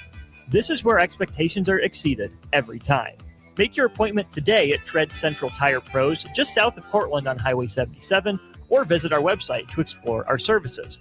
Remember, when it comes to tires, choose Treads Central Tire Pros because we tread differently. Don't be fooled by the typical holiday ads this year. A new car for your significant other is a dream, but not a likely reality. Why not upgrade the current car you have with a detail? This year's hot item is a gift certificate from Nebraska Auto Detail to make your car look and smell fully refreshed again. We all have clutter and we all make messes, but it doesn't have to stay like that. Give the gift of a clean car this holiday. Buy your certificate at NebraskaAutoDetail.com or call 402-601-5086 for an appointment today. Sometimes good people make mistakes. When you find yourself in need of an attorney, call Liberty Law Group. The attorneys at Liberty Law Group will defend you in court and protect your freedom to get you the best possible outcome and the justice you deserve. Trust your freedom to Liberty Law Group, the best criminal attorneys in Nebraska and Iowa. Call them today at 877-404-5238. That's 877-404-5238. Or check them out online at libertylawgroup.com. Concrete Industries has immediate job openings for precast production laborers and maintenance technicians. Concrete Industries offers great pay, health benefits, 401k, a wellness program, holidays, and paid time off. Apply today to earn a starting pay of $21.50 per hour plus a $1,500 hiring bonus. Concrete Industries is hiring all experience levels and offers on-the-job training. Start your career today as a precast production laborer or maintenance technician. Visit concreteindustries.com. Bagels & Joe is the perfect place for breakfast or lunch in December. Try one of their delicious breakfast sandwiches or grilled breakfast burritos. Don't forget to snag a gift card for stocking stuffers and bring your family in from out of town.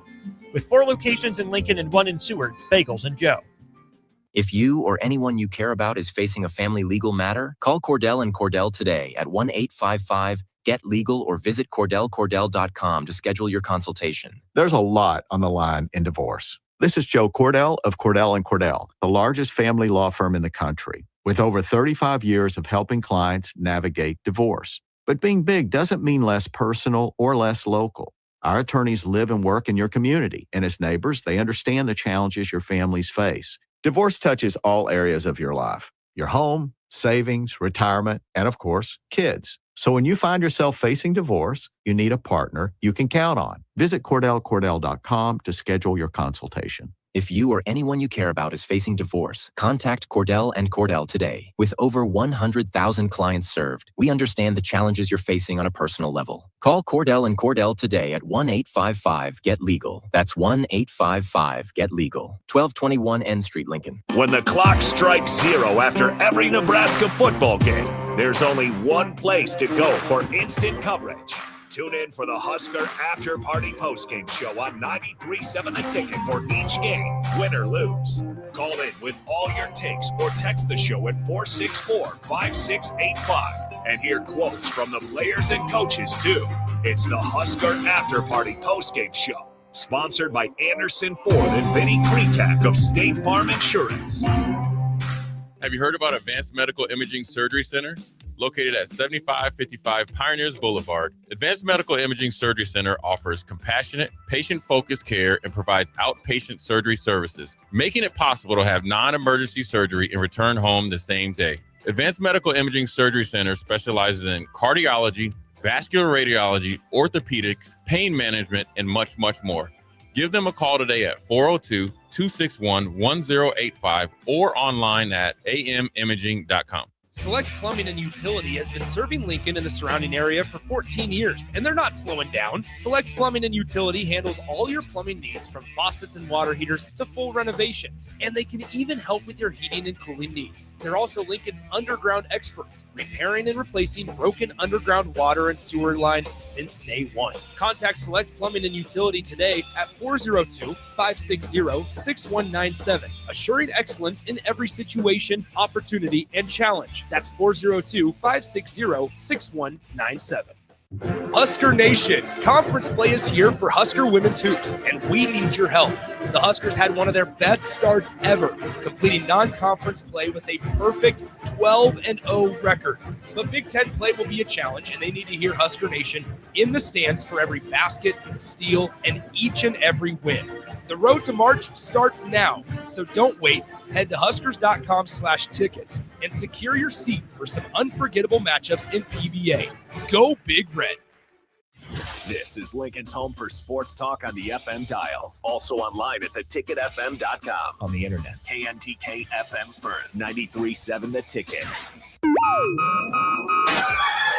Wake up, Lincoln. I overslept. Damn rooster didn't crow. It's time for Early Break, sponsored by Midwest Bank. Live from Lincoln, America. Here's 93.7 The Ticket's Jake Sorensen. I'm wrong, but I'm not.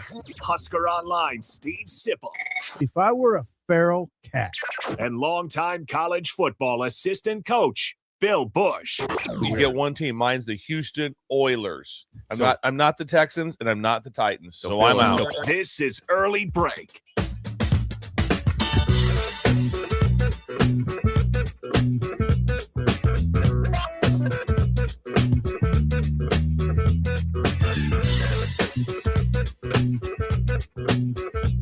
Welcome back in. It is hour 2 of the show on a Tuesday. Nick Sainer filling in for Jake Sorensen yet again as Steve Sipple in Las Vegas. Jake and I will be joining you on the show tomorrow from Las Vegas. We'll see if we can wrangle Sip into joining part of the show. Try to get that done. I'm saying it's going to be a hard no. I mean, we're all going to be just stream, so it would just be from our hotel room. So I would imagine Sip wherever hotel. I don't know where he's staying at. He did tell us it's off the W. I think it's a little bit off of it. It's not more. It's not a casino that they're in. It's a true just. I know. At Maybe Big Ten, I know at Big Ten Media Days, and they stayed at the Aria at Big Ten Media Days back in July. That is not where they're staying this time, but I can't remember where they're at this time around. Not But sure. we'll see if we can wrangle Sip tomorrow. But Bill, enjoy New Year's Eve and all those festivities as well. But hour 2, sponsored by Midwest Bank, member FDIC. Locations in South Lincoln at 27th and Jamie Lane, and also at 70th and Pioneers. Bill, what's going on with the retired Shin Daddy today? Today's planning. They're planning a trip to Oregon, and so they're going out to see his middle son. So him and Tamara will be heading out to Oregon here. So they'll be festively leaving the state. So it's his first trip to take while retired. So very, very, very excited about that.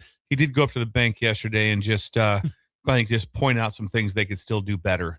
And so he does that every day, to go up there and just gives them a list of things that they can still improve upon. And so that usually happens about 9:45 in the morning. So he'll go up today again and give them a list of things that they can still be doing well at Midwest Bank, because it's a ascending bank, obviously. He's never fully retired. Never fully retired. That'll never fully happen. retired. If you want to do some personal banking, I'll give you just text him. You guys all have his number. Just text him with any sort of banking questions you have, because he has plenty of time now. So if you have any sort of banking, what should I be doing with this money? How should I handle this? Just text him on his personal cell phone number, and he will help you. The banking will continue from his house. Did he invite the listeners to text him on his personal cell, or is that a pseudo invite? No, we've given that his number out numerous times, so people have his number. And we're thinking about maybe just setting up a little like a drive-through teller booth in his house, so people can just stop by for advice. They could just swing by, ask a question or two about banking and what banking means to them, and then he might even do some of his own banking right there. Do they need loans? They need to install the suction Taxes, tube. yes, the suction tube. They're going to install everything. It's going to be incredible at the house. Well, there you have it. Never fully retired Shin Daddy. Shout out to Midwest Bank, member FDIC, location South Lincoln, 27th and Jamie Lane, and at 70th and Pioneers, and across the state. All right, Bill. Yesterday, I saw this on CBSSports.com. The folks over there, Chip Patterson, he actually, after all of the movement in college football, and specifically the Big 10, coaching rankings have been released. And Kyle Whittingham, a new coach, Pat Fitzgerald, fresh to the Big 10 as well. And in this list, I wanted to get your thoughts on it. Ryan Day comes in at number 1, Curt Cignetti at number 2. I wanted to bring that up initially because where does Curt Cignetti, if Indiana's able to accomplish the big one this season, how quick has Curt Cignetti risen to becoming one of the top college football coaches? Yeah, it's like I said, there won't be right now. Let's just say for some, if it happened that they win it all this year, when they could, things will have to fall their way. They could have to fall that way for anybody. But if they do, there's not going to be a movie made about Ohio State and Ryan Day, but there'll be a movie made about Cignetti. Yeah, I mean there will be. I mean, he took over a 3-9 program. They just fired their coach, and they were picked basically to finish dead last and went to the playoffs. Yeah, so the storyline would be remarkable. And the question is always, when you start to evaluate coaches, is where would they be different like that? The question would be, does a Ryan Day go to Indiana and do the same thing? And could Cignetti do the same thing at Ohio State? Yeah. If you looked at it, you'd probably say probably more so that Cignetti could go to Ohio State and would have the same results. Yeah. And maybe a little bit harder for you to say that, oh yeah, if Ryan Day went to Indiana, he'd be doing the exact same thing. Can you say that? No one knows for sure, of course, but it'd be a little bit harder. And so what Cignetti's done is more remarkable at Indiana, that because they just played him head to head and won in the Big Ten championship game. And I watched the game, and guess what? Both teams were invested. There was nobody in that game going like, we're going to the playoffs, be cool, not a big deal. You know, I remember we were going to be in the 14 playoff no matter what at LSU. We were 13-0 or whatever it was, or 12-0 when we were playing Georgia in the SEC championship game. Guess what? It really mattered to win that game. We wanted to win that thing. I mean, so in that game, that was interesting. Now, but to have Ryan Day won, that's fine. That doesn't. But the add-ins of a Kyle Whittingham coming into the deal, bringing in Matt Campbell into it. I mean, you've brought some that bringing back Pat Fitzgerald back. I mean, it's a strong. It's a strong conference. And what Pat Fitzgerald's also been able to do in terms of staff at Michigan State, retaining Joe Rossi, but then also hiring LeVar Woods is just a massive feather in the cap. A massive hire. I can't imagine that eventually that UCLA is not dramatically improved. Yeah. I mean, I'll have a hard time with that because I think, I mean, that did not go well, and it didn't look good from a distance, and it looked worse inside, and that thing was a train wreck. So do I think that's going to be better at UCLA? I do. Is Washington in a good spot and Oregon a good spot? They're in really good spots. Yeah. And so the conference is strong, and these additions that were made just strengthen the conference that technically still has the most money. It's interesting that here's the thing. You mentioned it that as you watched the Big Ten championship game and saw Indiana, Ohio State, you could tell that both sides were invested. It still means something to be viewed as the team in a perennial conference like the Big Ten, right? Like Ohio State walked into that game going, all right, we've been viewed as the last couple of years as the team to beat, and we're the defending national champions, right? We're not trying to lose and get off the pedestal. Like it might not feel to certain fans that the conference championships matter, but in the conferences like the Big Ten and the SEC, especially those two, if you can be viewed as the top dog, it means something. And there's a little bit of, I think, just arrogance, but in a good way that you just get. And this, everybody loves to use the term aura, but it's essentially like arrogance and the confidence that just exudes off of you when you're the Big Ten champion. When you are the team in a perennial conference, the additional benefits that you can receive in multiple areas, recruiting, in just notoriety, in publicity, is second to none compared to a team that's viewed third or fourth, even in a conference like that. Well, if you look back on, like, which is shocking because we talked about it on the show, who is the bell cow of the Big Ten? Who is it? It would be Ohio State in my eyes still. And they haven't won the Big Ten in 5 years. Yeah. They have not won the conference and maybe 6. I mean, like Michigan won 3 in a row. That's right. Then Oregon won it, and then Indiana won it. So it's been 6 years since Ohio State's won it, but yet they're viewed as clearly the number one team. Who's viewed as the number one team right in the SEC right now? Well, it would be Georgia, and they've won the SEC. Yes. Their championship. I almost stumbled over that. I almost said Alabama, but I meant it would be Georgia right now, and they've won it the last 2 years. And prior to that, I think it was Alabama. So my point is that's different of how that lays out, and that's why I wonder what does this do for Indiana if they're able to win this national title? I mean, what in terms of the national perspective? Because even for me, like, I think I sit here still and I wait for Indiana to mess up. Like I look at this weekend and I go, I picked actually Alabama to beat Indiana, and Alabama's got their flaws and more flaws than Indiana. I also think though that it means something to have experience as a program in games like this, and Alabama just has more experience. Indiana loses, at Notre Dame last year in the first round, but I think I just looked at this and go, I'm still waiting, and this is a fault of mine. Like, I'm waiting for Indiana to not look like a number one team in the country. Yeah, and everyone is, because you right now you don't get over logos forever. Yeah. When we grew up, myself and Steve Sipple, Oregon was horrendous. Horrendous. They were looked at as just horrendous. K-State couldn't be any worse. I mean, there's a lot of teams that have just flipped the script, but it takes a while for that script to get flipped. And so for Indiana, for just a couple of years ago to be 3-9 and firing their coach, and then all of a sudden be like, okay, playoffs, lost, won the Big Ten, for number one seed overall, event from where you were a couple of years. And also prior to the season, Indiana had lost more games than any Power 4 team in the country. They were the number one loser between them and Northwestern. They were the number one. And so you had to have that flip like they have. Like I said, it's a movie. Yeah, it's something that goes on. Like we're seeing something that is so incredible, and it's not like a one-off deal where it's like, well, Indiana had this huge upset over someone. They won 11 last year. Yeah, and they're 13-0 right now. And so that that game like that, we all know. Say, well, Penn State wasn't playing that good. That's a tough game to go win. Penn State put it all out there, and they couldn't beat them. Yeah. They found a way to go back, and they found a way to beat them.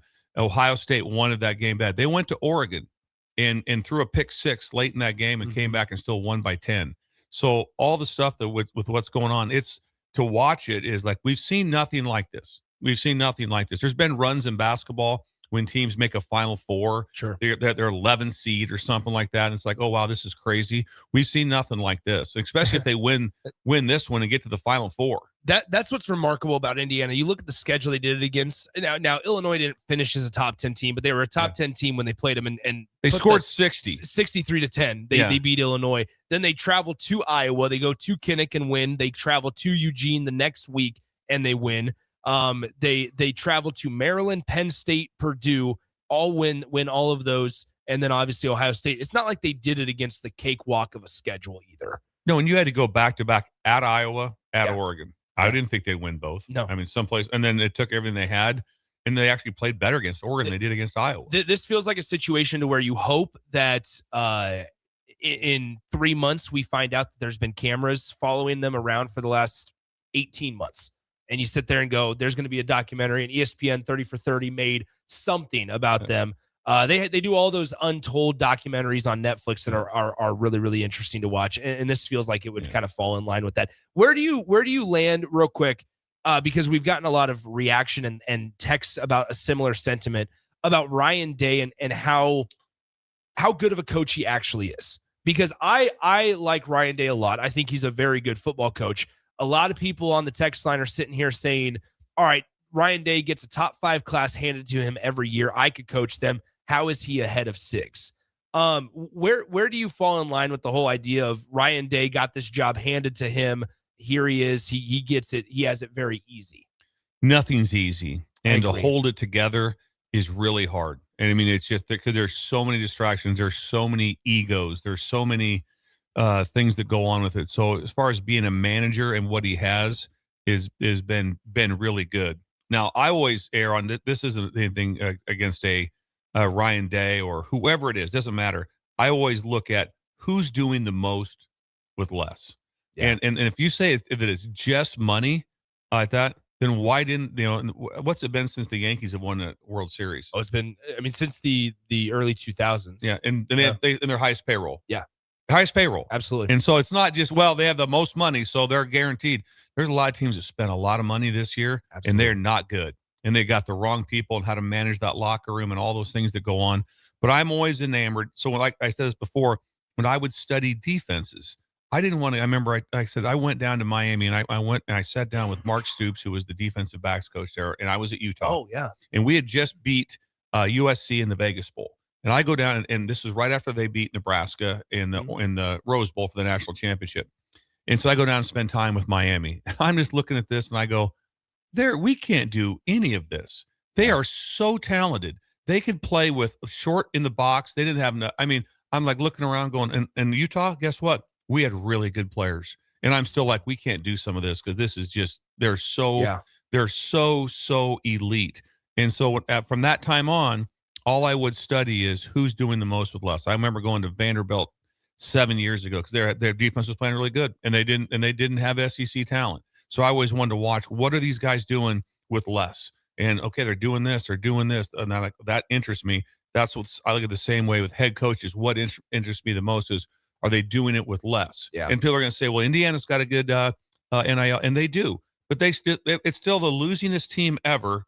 Okay, and they were 3-9 2 years ago. Yeah, so it's still the storyline is remarkable. I am a very firm believer that coaching still matters a lot.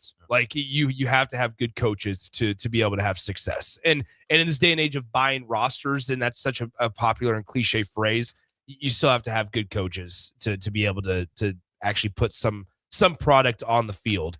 All right, Bill. It is always speaker season, and one place you can count on to fit within your budget or time frame, Tyler, is Mid-America Speakers Bureau. Carlson, based out of Central City, central part of the state. Bill, what do Tyler and his team have to offer? Yeah, they're incredible. Tyler does a great job. Like I said, they're based out of Central City. Been out there to the Bison Dome myself to speak out there. That was a fun time like that with Coach Jensen had me come out there. That was a lot of fun. But what Tyler does is the speaker season is going to go crazy here in January, February. It's kind of that reboot, restart time. And what you do is that you go onto his website or contact him personally. You can email him, text him, or call him, and then ask, here's what we're looking for, and here's my price range. So he has the list. Hey, here's 12 people you might want to watch on the website. There's some clips, whatever you want to look at. This fits what you're looking for, because not everyone's looking for the same type of speaker. And so he does an incredible job with that. And then he handles the details to the utmost. And so he's the one who secures the speaker, make sure the contract's done, that all the fine details are ready to go. So if you want to have an event or something, you want to have a deal for 400 people or for maybe 20 people, doesn't matter. He has a plan for you. Once again, that is Mid-America Speakers Bureau, based out of Central City. Learn more at midamericasb.com. When we come back, it is time for Week 17 NFL winners and losers. You better We'll be do on that now. This is Jake Steele. and play the game show as well when we come back here on Early Break on the Ticket.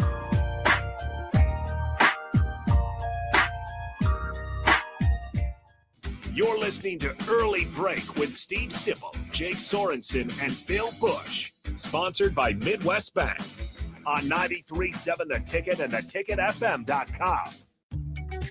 Are you ready for a new opportunity? Check out Sandhills Global. Join a dynamic team where your skills are valued and your career can soar. We offer full-time positions with a 4.5-day work week, competitive pay, excellent benefits, and a positive work environment. From IT and marketing to sales and finance, we're looking for talented individuals just like you.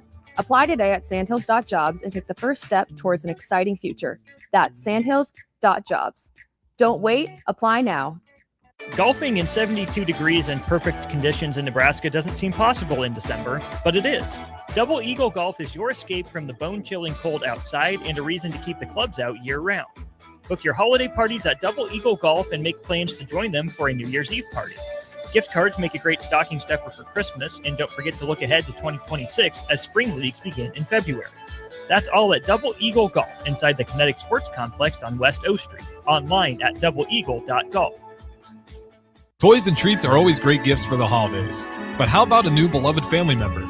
Huskerland Bulldogs has French and English Bulldog puppies ready for you to take home and be the star of the holidays and change your lives for the better. They can deliver anywhere in the U.S. as they've placed puppies from coast to coast for 20 years. Follow Huskerland Bulldogs on Facebook or Instagram, or visit HuskerlandBulldogs.com. For more info, call or text 402-860-0306. Again, that's 402-860-0306. Hey guys, this is former UFC fighter and mixed martial artist Anthony Lionheart Smith. The Upside Bar and Lounge in South Lincoln is the go-to spot for every UFC event, prelims, and main card. There's never a cover, so make sure you get there early and stay late. Upside Bar and Lounge has daily specials, a margarita club, and a taco club. And don't forget, they just added Buzz Bowls to their menu. Learn more about upcoming events by visiting UpsideBarLNK.com and stop into their South Lincoln location for every UFC event on 27th and Pine Lake. Big value and big flavor meet at Wings and Rings thanks to the all-new Delicious Duo Combo. This is the one you've been waiting for. Get one half-sized appetizer and 2 entrees with a side for only $19.99. Bring a friend for the best deal in town on any day of the week, during game time, or whenever the heck you want. Their made-to-order wings and chicken sandwiches are waiting for you at their 68th and O and 40th and Old Cheney location. Stop by Wings and Rings and celebrate every day with the best meal deal in town. Concrete Industries has immediate job openings for precast production laborers and maintenance technicians. Concrete Industries offers great pay, health benefits, 401k, a wellness program, holidays, and paid time off. Apply today to earn a starting pay of $21.50 per hour plus a $1,500 hiring bonus. Concrete Industries is hiring all experience levels and offers on-the-job training. Start your career today as a precast production laborer or maintenance technician. Visit concreteindustries.com. If you or anyone you care about is facing a family legal matter, call Cordell and Cordell today at 1-855-GET-LEGAL or visit CordellCordell.com to schedule your consultation. There's a lot on the line in divorce. This is Joe Cordell of Cordell & Cordell, the largest family law firm in the country, with over 35 years of helping clients navigate divorce. But being big doesn't mean less personal or less local. Our attorneys live and work in your community, and as neighbors, they understand the challenges your families face. Divorce touches all areas of your life, your home, savings, retirement, and of course, kids. So when you find yourself facing divorce, you need a partner you can count on. Visit CordellCordell.com to schedule your consultation. If you or anyone you care about is facing divorce, contact Cordell and Cordell today. With over 100,000 clients served, we understand the challenges you're facing on a personal level. Call Cordell and Cordell today at 1-855-GET-LEGAL. That's 1-855-GET-LEGAL. 1221 N Street, Lincoln. Anderson Ford in Lincoln has 2 convenient locations, which means 2 times the customer service, 2 times the inventory, and 2 times the ability to get you in the car of your dreams. Whether you visit us on the north side or the south side, you'll find more selection and a team that's always on your side. When you're looking for a better way to buy your next Ford, visit Anderson Ford in Lincoln, where exceptional service meets unbeatable selection. We're on the air. Back. Well, party's starting early today, isn't it? To more of Early Break on 93.7 The Ticket and theticketfm.com.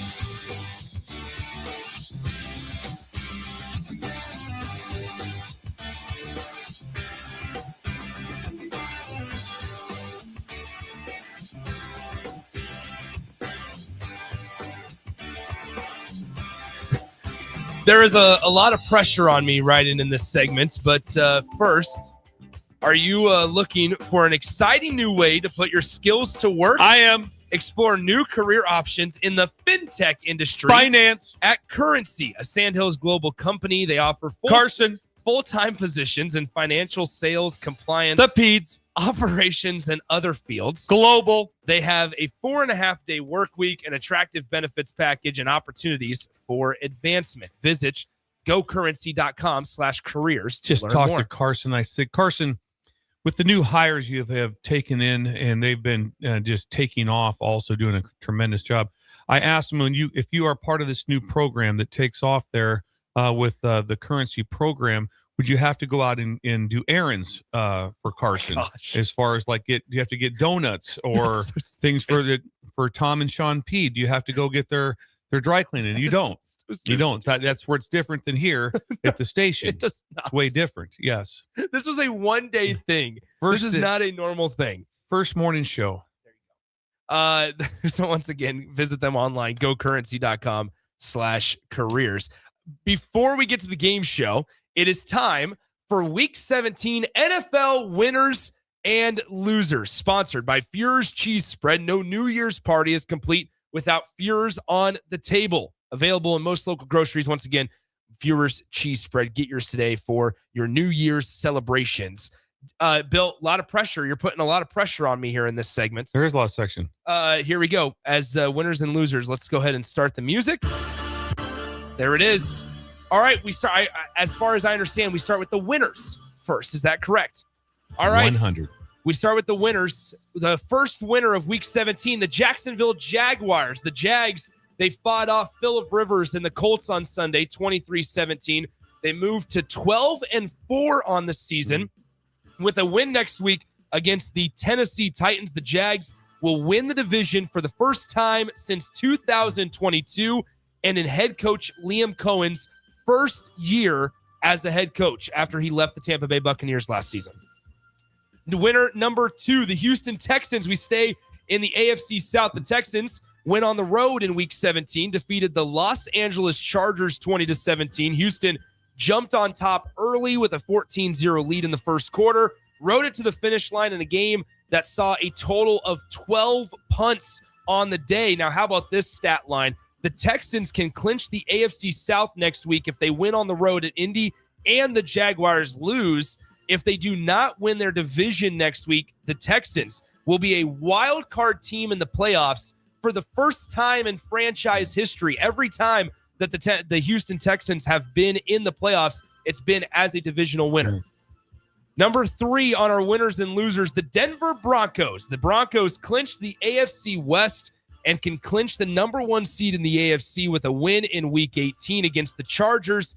In the last 5 years with the AFC looking like the AFC West specifically, looking like an arms race, the Broncos victors of solid quarterback play from Bo Nix, bad effort from the Raiders, Chiefs, and Chargers this year in a division of the AFC West where they've tried to sign Russell Wilson. They've tried to extend Geno Smith.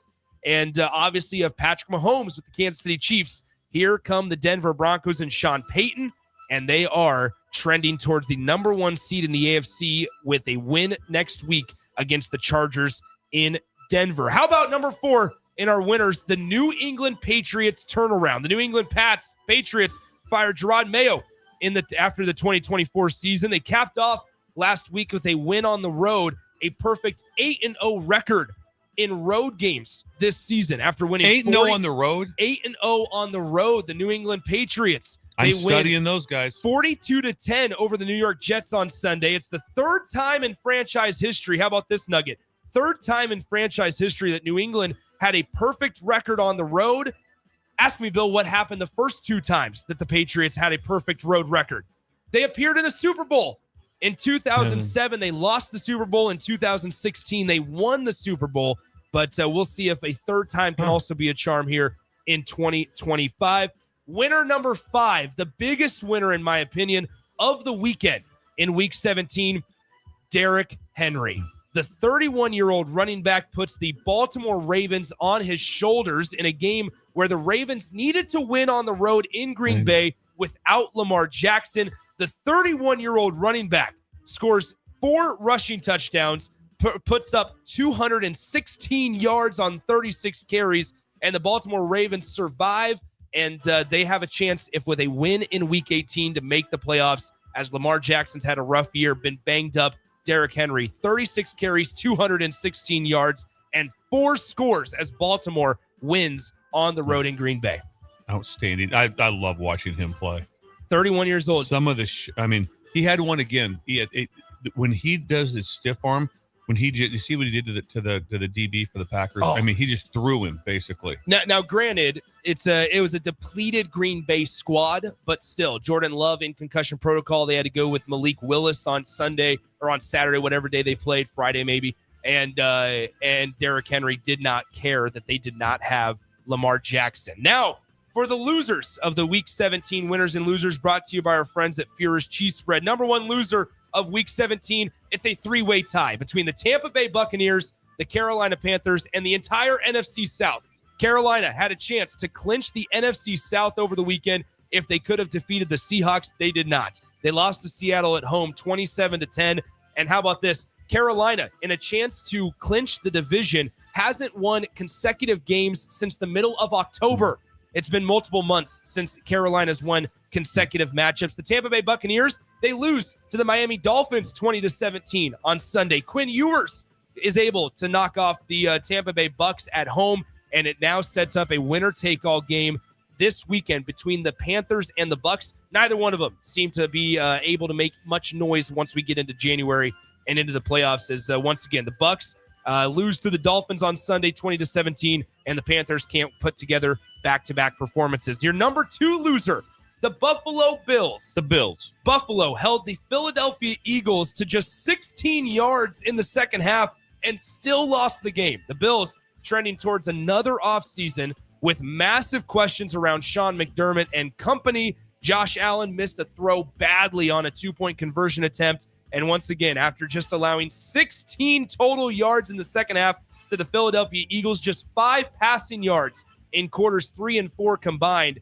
they still lose to the Philadelphia Eagles at home 13-12. Makes you wonder a little bit. Now, they had a play, and he's wide open. Mm-hmm. But it also makes you wonder about not going to overtime. Oh. Because at that time, they went down one series before and got stopped at the 1-inch line. Yeah. And so they had been moving the ball better, Buffalo had been. And obviously, defensively, they were crushing the Eagles. So maybe at that time, you say, let's go to overtime at home. Yeah. At home. And both teams touch the ball. It's not the old school. It's like, hey, one play to win this thing. I just think sometimes you'd be like, hey, we're right now, we're playing better and we're at home. So the one play, now we'll say this though, wide open. Yeah. And a throw that you have. And then if you miss it by a little, it was missed by a lot. Yeah. It was bad. Bad throw by Josh Allen and the Buffalo Bills, your number 2 loser. Loser number 3 of the weekend, the Green Bay Packers. Talked about them when we talked about Derrick Henry a moment ago. The Packers, they have their playoff spot secured, but man, not a whole lot of momentum for the Pack. Their defense collapsed against Derrick Henry and the Lamar Jackson-less Ravens on Saturday night. Jordan Love trying to recover from a concussion that he suffered a couple of weeks ago. Micah Parsons obviously done for the year. The Green Bay Packers taking advantage of a division where the Bears are good, but lost to them, obviously. But then the Detroit Lions having a very down year. Green Bay in the playoffs, but not a whole lot of momentum for the Packers after they lose to the Baltimore Ravens earlier this weekend on Saturday night. Number 4 loser of Week 17, the Pittsburgh Steelers offense. Pittsburgh goes into Cleveland over the weekend without DK Metcalf, can only muster up 6 points against the Browns defense. They were more worried about Myles Garrett not recording the season or the record-breaking sack more than winning. They were more concerned about Myles Garrett getting his 23rd sack and breaking Michael Strahan and TJ Watt's record that they set in 2001 and 2021, respectively. They cared more about Myles Garrett than winning the football game. Aaron Rodgers goes into the game and says, I do not want to be on the picture of Myles Garrett breaking the single-season sack record. Myles Garrett went into the game with 22 sacks on the year. He finished with 0 sacks in the game. Pittsburgh was happy about that, but they still lost the game as they focused more on containing Myles Garrett rather than winning the football game. Do you think they said that in the locker room? Listen, we don't care if we win. We just want to make sure they don't get the sack record. They were so concerned, Bill, in pregame conversations about Myles. They said it publicly. They said, we do not want to be on the you don't want to have pictures. that, but like I said, probably the bigger storyline is that Metcalf got suspended. Yes. I mean, that's a huge storyline. Well, but they weren't utilizing Gainwell. They weren't utilizing anybody. Darnell Washington got hurt early in the game as well. And so, yes, there were some injuries, but they were very, very aware of where Myles Garrett was on every play. I think every team is. Absolutely. Your number 5 loser, the New York Giants. The Giants had a chance with a loss on Sunday to secure the number 1 pick in the upcoming NFL draft. In a year where they fired their head coach, they have Jackson Dart getting ready to enter his sophomore season next year in a draft that the quarterback room is fine, but you want the number 1 position player available. The New York Giants able to win in Las Vegas on the road 34-10 on Sunday. With the win, the Giants no longer in contention for the number 1 overall pick in the draft. The Raiders instead are projected, maybe they might have even clinched it, to be the number 1 pick in the upcoming NFL draft. So there you go. Your Week 17 NFL winners and losers brought to you by our friends at Führer's Cheese Spread. Nice job. You went very detailed. Very detailed. Does Jake not usually? Well, he goes detailed. No, Okay. He goes very detailed. So that's one of our favorite segments of they talk about all, and we don't ever do it obviously until the Monday night game is over. Absolutely. And so, and last night like that, I had a really good friend of mine visiting. So I was in conversation with him and kind of watching out of the corner of my eye, but it looked like quite a game. Yes. I mean, an incredible game that Atlanta hung on to win. It was remarkable. So I was just catching parts of it. So to say I watched it closely, I didn't. Today I watched football. Now we're back to real. This is what you want. You're watching football over New Hampshire, Nebraska. What's that? You're going to watch football over New Hampshire and Nebraska. I said I reversed on that, and I would quad box it. And the thing is, I'm not going just what's going on in the bowl game. I don't know. I'm watching New Hampshire, Nebraska. No, I'm not doing that. I'm a fan of good games. And like I said, Nebraska when Creighton came in. Creighton wasn't a great team, but I was into that game because it was Creighton. Oklahoma, the one that Jake went to up in South Dakota, cool game. Yes. K-State to play them, that was a cool game. I'm not going to get too much into New Hampshire. That's just not going to fire me up. Not when there's bowl games on. And I said this the whole time that I really don't get into when football's over. But the Michigan State game does interest me a lot coming up here because that's going to be that'll be one of the great scenes ever in PBA to be undefeated and have Izzo coming in here with a very good team also. And so and that will be one that you'll remember if you're at the game and they win. There could be a court storming, and Jake has stormed the court. Jake has been right next to Doc Sadler on the court after a big win. So it could happen. There you go. Once again, your Week 17 winners and losers. Yeah, in the Monday night game last night, Kirk Cousins 13 of 20 with a touchdown. Bijan Robinson, the old Longhorn, 22 carries, 195 yards, and a touchdown as well for the Falcons, who are 7-9 overall. Los Angeles Rams fall. They are now 11-5 on the campaign. All right, it is time for the game show. Yesterday, not a great showing in Good Luck Bill, but that's okay. As the locations in Lincoln stumbled a little bit. I always stumble with that. I was unaware that I thought that would be right up your alley. No. This one is a pretty common topic. Program nicknames. So what is the nickname? Nebraska Cornhuskers, right? For specifically the Sun Belt Conference. If you know your Sun Belt programs, give us a call now to win a business box of bagels to our friends at Bagels and Joe. It is not Shut Up Sipple. It is Good Luck Bill. And the game show starts right now. We've all been there. You're listening to the radio, and then that rage starts to grow inside of you. It starts to consume you. It gets to a point where you just want to yell, "Shut up, Sipple!" No, sorry. I'm sorry. Well, here's your chance. It's time to shut up, Sipple. Call now to play. 464-5685. Shut up, Sipple. Brought to you by Bagels and Joe. It is not Shut Up Sipple. It's Good Luck Bill. And we're doing Sun Belt Conference nicknames here. I would imagine that we'll get to the tiebreaker here. Not too many difficult ones in the Sun Belt Conference. We've had quite a few callers here. We'll see if we got a contestant. And we do. It is Dan. Dan, how do you feel about Sun Belt Conference nicknames? Average. Average. Bill, how do you feel? Not great. In general, nicknames, it might kind of hit me, but we'll see here. And I appreciate. I can tell. I think Dan's being super honest here. So I don't think he Googled anything. I don't think so either. Since you threw out right away it was Sun Belt. They gave him some time to do that. And I don't feel that Dan. I don't think he did that. So I am appreciative of that. Dan, where are you calling from? Lincoln. Lincoln. Nice. We have listeners in Lincoln. That's good. We didn't know we had very many. How old are you, Dan? 45. 45. You sound 44. Nice. That's awesome. We're playing the honesty game here. Here we go. All right. If you need to cheat for a business box of bagels, then that's on you. Here we go. First question to you, Dan. What is the nickname of Texas State? Oh, man. Texas State. Texas State.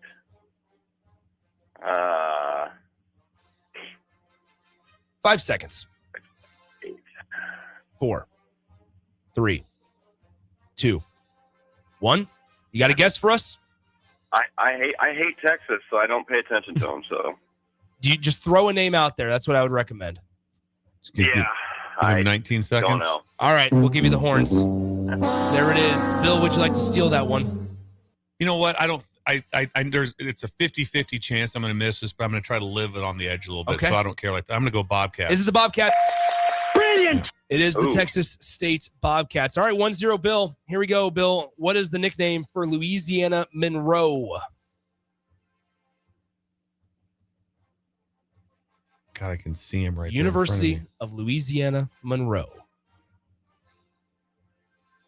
How do I not know this? 5 seconds. Because you got 4. Louisiana's the Raging Cajuns. 3. It's not them. It's 2. Louisiana 1. Monroe. Got a guess? Chanticleers. Are they the Chanticleers? Wrong. Hold on. It is not. I knew that was not right. Not Coastal Carolina. Dan, would you like to steal that one? No. All right. It is the Warhawks. Warhawks. Louisiana Monroe Warhawks. If it was a multiple choice, I'd have got it 100 out of 100 times. Yep. All right, Dan, this one to tie. Bill leads it 1-0. What is the nickname for South Alabama? South Alabama came to Lincoln in 2019. Cam Taylor-Britt had a interception in that game. Nebraska win? They did win. Okay. Yep. Nebraska won. Alabama. It's not the Bulls. Is it the Bulls? It is not. Bill, to steal this one for the win. Jaguars. Is it the Jaguars? Brilliant. It is. Go ahead. We'll give you the horns. Dan, thanks for calling. Dan, thank you for calling. You win a bagel and coffee to our friends at Bagels and Joe calling down the road, my friend. Thank you, Dan. All right. Thanks for listening. There he is, Dan in Lincoln. Thanks to Dan for listening in Lincoln. All right, Bill. Nice job. Way to bounce back today on a Tuesday. I miss Warhawks. This shocks me. Louisiana Monroe Warhawks. What's the last question? Your last question. What is Old Dominion's nickname? The Monarchs. They are the Monarchs. Nice job. We'll give you the bells. All right, here's the tiebreaker for you. I think you'll like this one. The Sun Belt Conference originally was a non-football conference. What year did they officially begin sponsoring football? 2006. Was it 2006? Close. 2001. 2001. 2001 is when the Sun Belt initially started sponsoring college football. So if you good want to stuff there. study like commissioners that were unbelievable, study those that were in the AAC and the Sun Belt and those what they did to get their conference relevant and into bowl games and into all the, again, less with, and they were doing things, you know how hard it is to do. Hey, who do you got? We got New Mexico State and we've got Old Dominion and whoever it is. It's like, okay, we're going to get a football conference put together here. Yeah. And they did it. And that's remarkable. 2001. So study those guys. Had no idea that it was that late. I expected, maybe early 90s, but Sun Belt Conference 2001, first year that they supported college football. Congrats to Dan on winning a bagel and a coffee. You could pick any of the conferences. That would be. I like that to know that. So there you go. Nice job, Bill. Good bounce back. 1-1 on the week. And good luck, Bill. When we come back, third hour of the show, plenty of Husker conversation as well. Marcus Freeman turns down NFL interest. We'll dive into all that here on Early Break. You're listening to Early Break with Steve Sipple, Jake Sorensen, and Bill Bush. Sponsored by Midwest Bank on 93.7 The Ticket and theticketfm.com. Don't be fooled by the typical holiday ads this year. A new car for your significant other is a dream, but not a likely reality. Why not upgrade the current car you have with a detail? This year's hot item is a gift certificate from Nebraska Auto Detail to make your car look and smell fully refreshed again. We all have clutter and we all make messes, but it doesn't have to stay like that. Give the gift of a clean car this holiday. Buy your certificate at NebraskaAutoDetail.com or call 402-601-5086 for an appointment today. Coverage of Nebraska football in the 2025 Las Vegas Bowl on 93.7 The Ticket. Bowl game coverage is sponsored by Advanced Medical Imaging, Ben Blaker of Professional Realty Group of Berkshire Hathaway Home Services, MW Art Building and Fence, and Amigos Kings Classic. This is Nebraska football bowl game coverage on 93.7 The Ticket.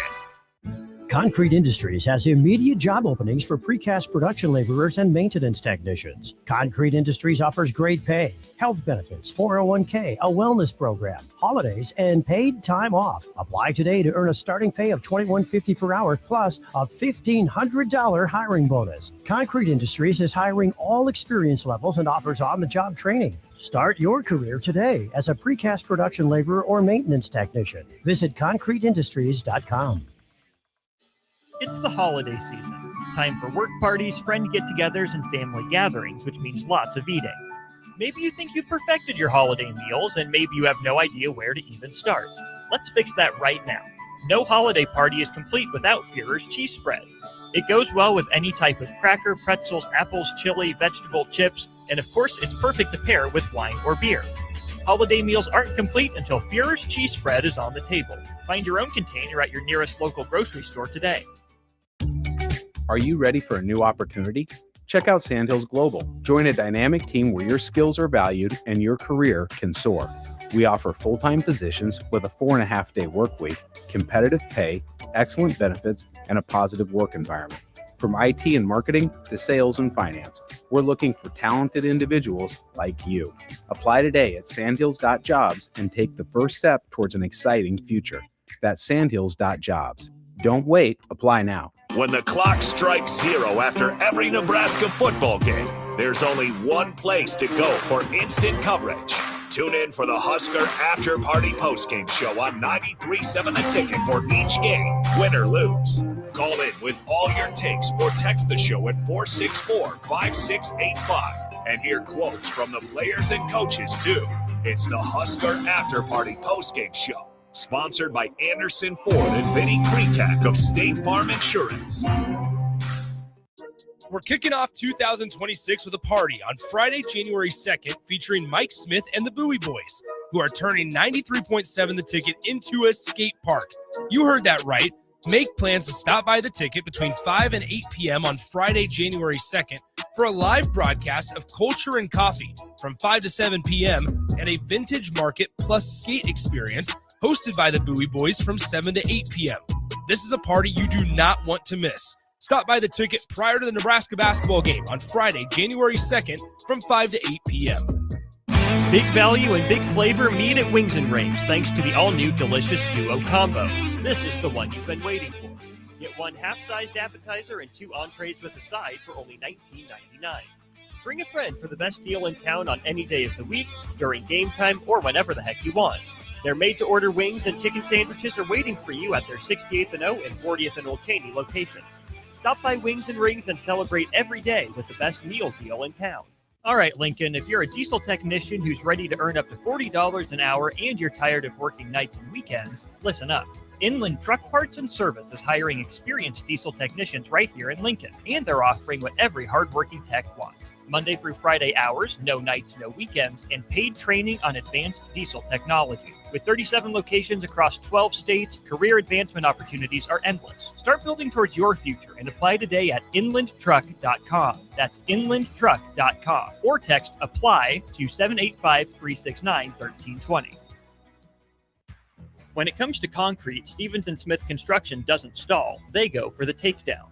As Nebraska's full-service concrete contractor, they stay in bounds, hold inside position, and never forfeit quality. Whether it's foundations, flatwork, or concrete coatings, they elevate performance and pin down results that win every time. Stevens & Smith Construction is a proud sponsor of Takedown Tuesdays on 93.7 The Ticket. Because when it's time to wrestle with concrete, Stevens & Smith Construction slams expectations. Sometimes good people make mistakes. When you find yourself in need of an attorney, call Liberty Law Group. The attorneys at Liberty Law Group will defend you in court and protect your freedom to get you the best possible outcome and the justice you deserve. Trust your freedom to Liberty Law Group, the best criminal attorneys in Nebraska and Iowa. Call them today at 877-404-5238. That's 877-404-5238. Or check them out online at libertylawgroup.com. Advanced Medical Imaging is the largest radiology group in Nebraska, located in Lincoln at 7601 Pioneers Boulevard. At Advanced Medical Imaging, they utilize state-of-the-art technology and blend it together with their compassionate, skilled team to guide you through every step. Whether it's an MRI, CT scan, or X-ray, their precise diagnostics help your doctor deliver the best care plan for you. Choose clarity and comfort in your life by choosing Advanced Medical Imaging, located at 7601 Pioneers Boulevard and online at amimaging.com. In every office, there's 2 types of people. There are those who bring in bagels and those who eat the bagels that someone else brought in. Everybody likes the first person. Be that first person. Weekday mornings at 7:30, you have a chance to win a business box of bagels from Bagels & Joe. All you have to do is shut up, Sipple. 2 questions for you, 2 for Sip. Win, and the bagels are yours. Lose, well, you don't want to lose. You lost Monday, you lost Wednesday, you're a loser. Shut up, Sipple. Weekday mornings at 7:30, brought to you by Bagels & Joe. Wake up, Lincoln. Good morning. Good morning. It's great to stay up late. It's time for Early Break, presented by Nebco. Live from Lincoln, America. Here's 93.7 The Ticket's Jake Sorensen. I like Stone. Husker Online, Steve Sipple. And here comes a sandwich from God. And longtime college football assistant coach, Bill Bush. Hey, somebody grab me a mocha quick, would you? This is Early Break.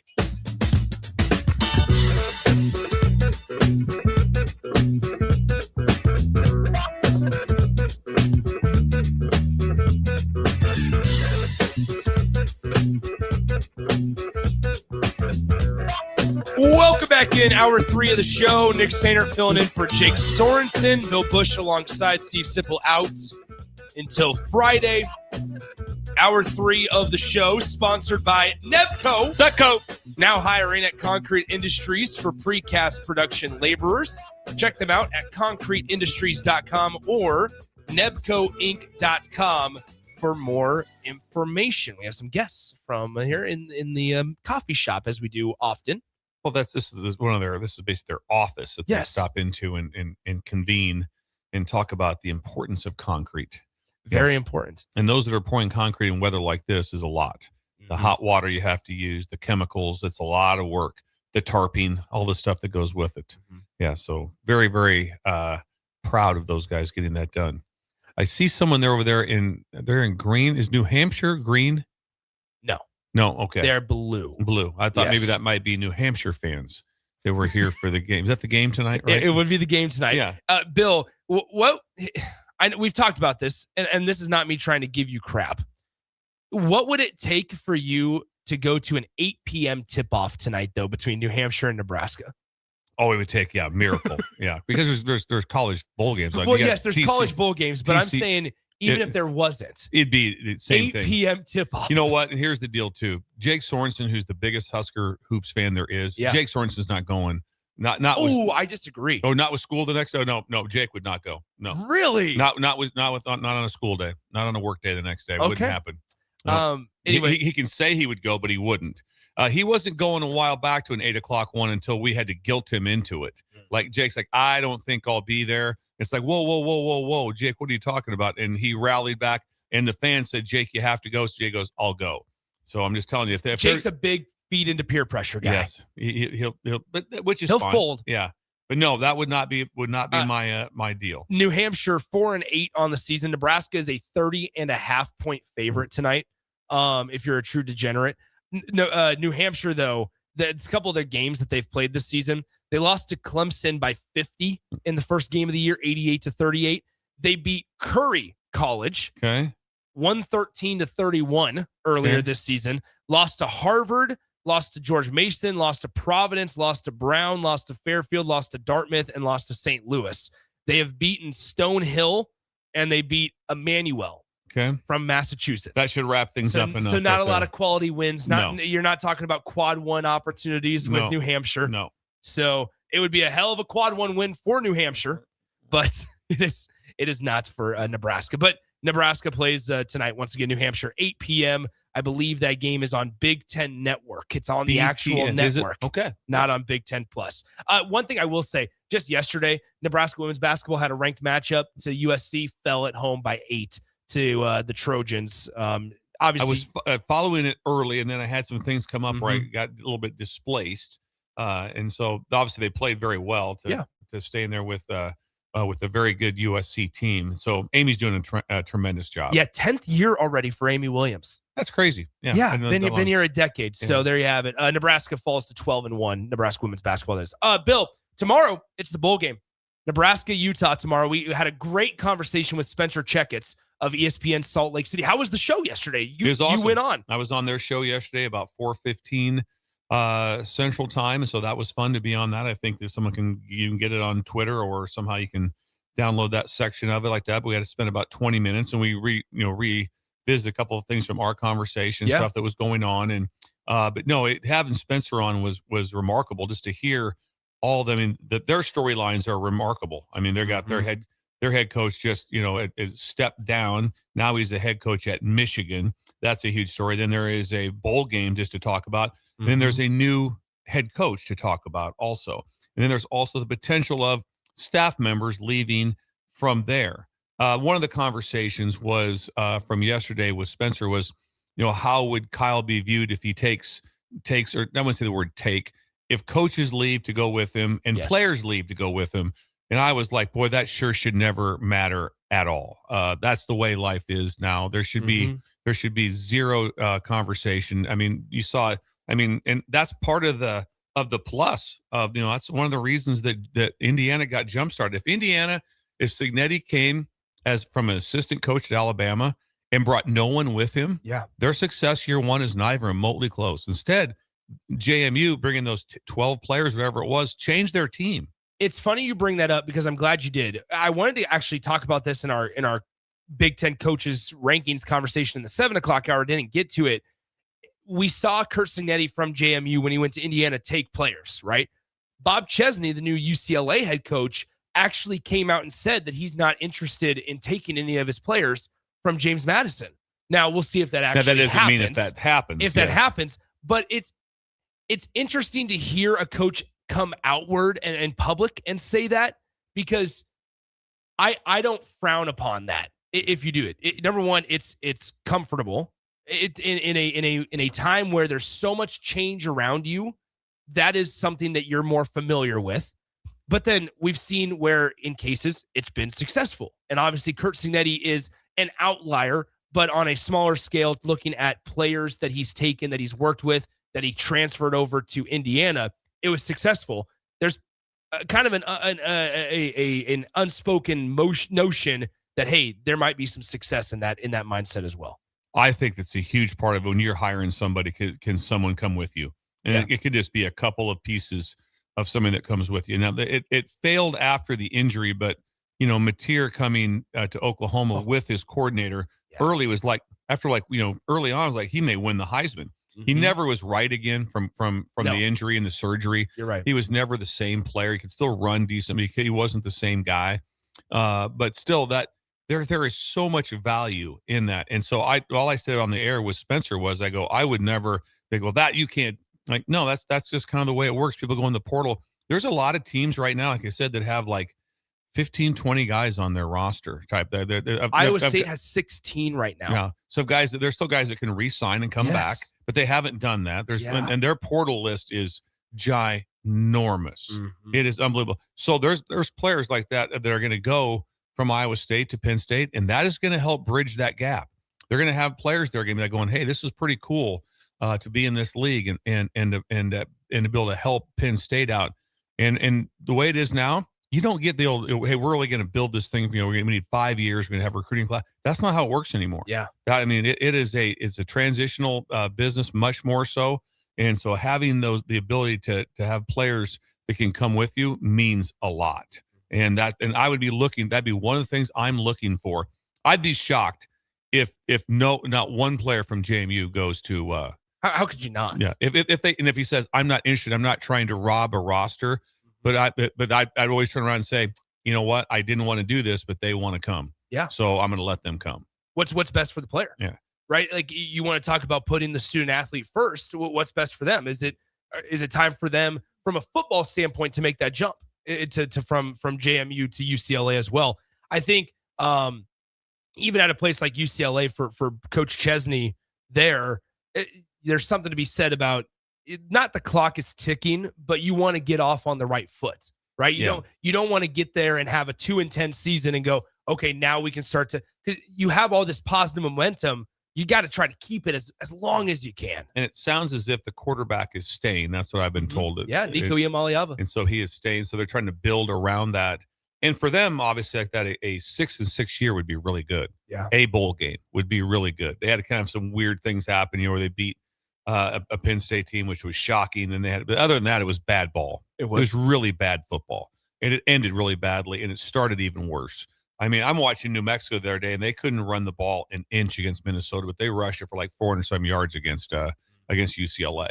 Yeah, UCLA. I'm sorry, I cut you off. Nope, you're good. UCLA was not good against the run. And what's interesting is UCLA's defensive coordinator, D'Anton Lynn, is now going to, USC's USC. He was at UCLA. He was at UCLA. Went to USC. Now he's going to Penn State with Matt Campbell. Yeah. So. And if I read that correct, he's a Penn State alum.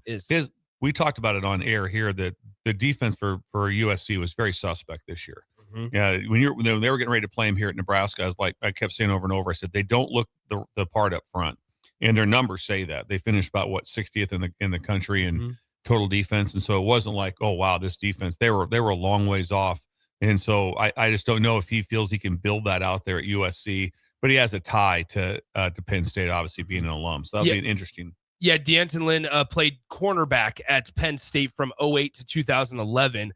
Hired at USC in 2024 after USC departed from Alex Grinch as their defensive coordinator. USC this last year, 48th in scoring defense, 64th in the country in rushing defense, 44th in the country in passing defense there. So, was improved from 2023, but still not, necessarily a stalwart for the USC Trojans. Speaking of Nebraska football and the Utah Utes matchup tomorrow, Bill, I wanted to ask you from a coaching perspective. As Nebraska, they finished the season last year, obviously, with 7 wins after the Pinstripe Bowl victory against Boston College. Here, this year, have a chance, 8 wins. If they can knock off Utah tomorrow, it'll be the first time, if they're able to win tomorrow afternoon, first time since 2016 that Nebraska has 8 wins or more in a season. what is there a dramatic difference between 8 and 7? Is there a dramatic difference between 8 and 5 versus 7 and 6 in terms of the vibe, the mojo, the potential recruiting of it, or is there not much difference? I don't think there's much difference. I don't see a lot of difference to it. No matter what you get to see, there's a number that gets posted, and the number is 8, and that's higher than 7. So that you can say, always point to progress, more wins. There's no way that you can't say that. With how the schedule laid out this year, I think everyone felt it should be, a much higher win during the season. Sure. 7 and 5 was not where you thought it should be. And there is a difference now also with the bowl game with who's all playing, but I still count the number. Meaning if you win, it still counts as a number. To say that it in my opinion, no matter what happens, it's about even as last year. I would agree. It's about even because of how the schedule played out with missing all of the top teams, the Indianas, Oregons, Ohio States. The 3 top teams that they played, they didn't have to play any of them. And so with that playing out that way, and we all knew going into the schedule is going to be very, very favorable for them. So, but is it still a progress? Yes, because you can't say it's not when the number is higher. I will say this. There's not a recruit choosing Nebraska because they were 8 wins, 8 and 5 or 7 and 6. 7 and 6. That's like no, that has zero bearing on who will be coming to Nebraska. It does help you going into the off season, just the mood in the weight room, just to have that win. Like I said, it's a great bowl game. It looks like they're having I haven't followed real closely, but they're having a great time. They've had events for them to go to. Everyone's enjoying it. The fans are going to love it. It's going to be a fun day. Like I said, both teams. Talking to Spencer, they're not going to have the fans that Nebraska will have. It sounds to me like it's going to be 25-15. Okay. By 15,000 so 40,000. Maybe it'll be a few more than that. Sure. I don't know. I do feel there might have been some that just says, we're going to go down for that last game of Coach Whittingham. A lot of them, like Spencer, they don't cancel it and not go. But I think there would have been some more late additions. They're kind of bored on like today and go, you know what? Let's just drive down. We can get in the car and be there and let's go to the game. How far of a drive is it from Salt Lake City? Maybe 5.5, maybe something of that nature. It's not very far. Manageable. I mean, when we went to the bowl game, we bus down. We didn't fly. Really? Yeah, we bus down. Yeah, absolutely. Wow. That's shocking. Yeah. I absolutely agree with you on that in that regard. It's going to be fun at the end of the year. I know, correct me if I'm wrong, you're a big schedule guy. You like to talk about schedules. Absolutely. And I'm right there with you. It'll be interesting to see at the end of the season, once everything's done, champions are crowned, bowl games are finalized, when we go back and look at the strongest or the toughest schedules that we discussed back in July, how did those teams fare in, at the end when it's all said and done in the middle of January? Because the teams like Florida and the teams like obviously Wisconsin had a tough one, but not only the teams that had the toughest schedules, but in Nebraska's case, the teams that had the easiest schedules, which ones if you look at right now and which ones underachieved? If you look at right now, the Nebraska's biggest win would be who? Northwestern?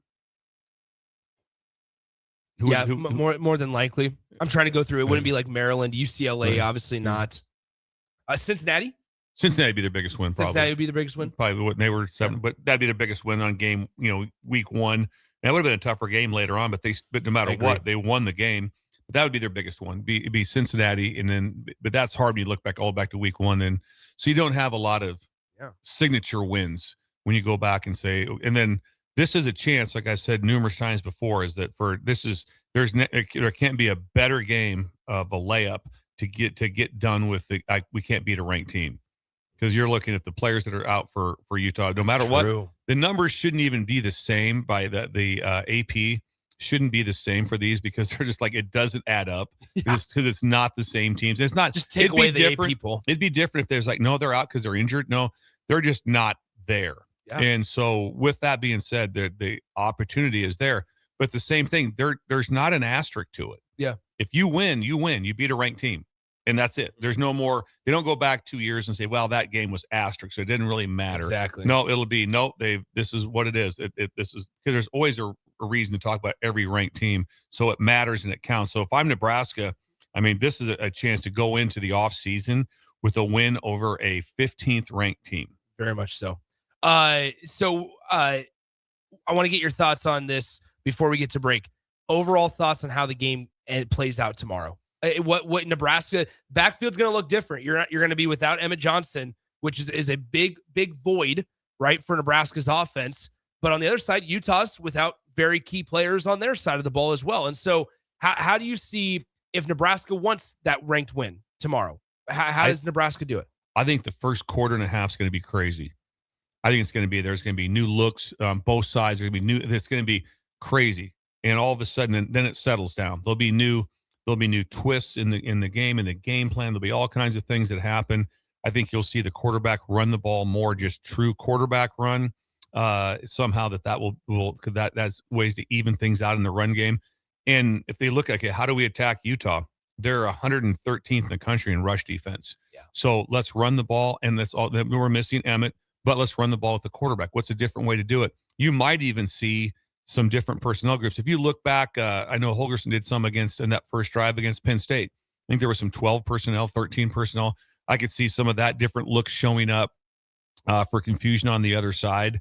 And then again, what you're going to see the most is I know 100% that Nebraska is going to play at a very interested level. Mm-hmm. And I believe the same for Utah, but their scope is different with the change of the coach and just all the different things going on. They had more distractions. They landed, and if we hear this right from Spencer, that when they landed, they had to have a team meeting. Yeah. To talk. Now, the coach was already retiring. So this wasn't like, no, he's going to be here for the next 4 years, and then all of a sudden he's not. No, this was his last game. So it was less. Crazy. But still, there is what. So here's what happens.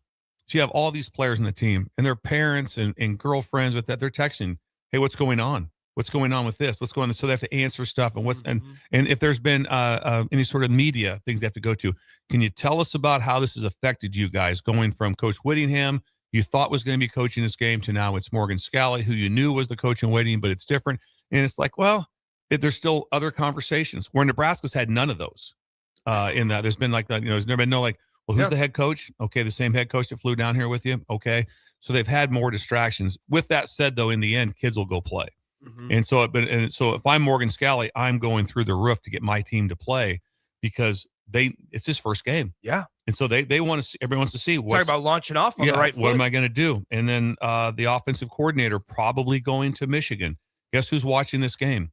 Michigan. Yeah. They're every Michigan fan's going, okay, if he's the new OC, let's see what we got going here. Absolutely. And for them to come out and hang 9 points on Nebraska or something and lose 37-9 or something, that's not a good thing. And you can always go back with, well, we didn't have our players, and there is some grace to that. Yes. But you do want to look good because you heard that at Ole Miss when Charlie Weiss Jr. went back to call the game, and the head coach came out and said, yeah, he had to be good because he's been told forever this is Lane Kiffin's offense, and now he's the one calling the plays. Clearly, it's his offense. So guess what? He had to be good. So there's a lot of interesting, facets to this game.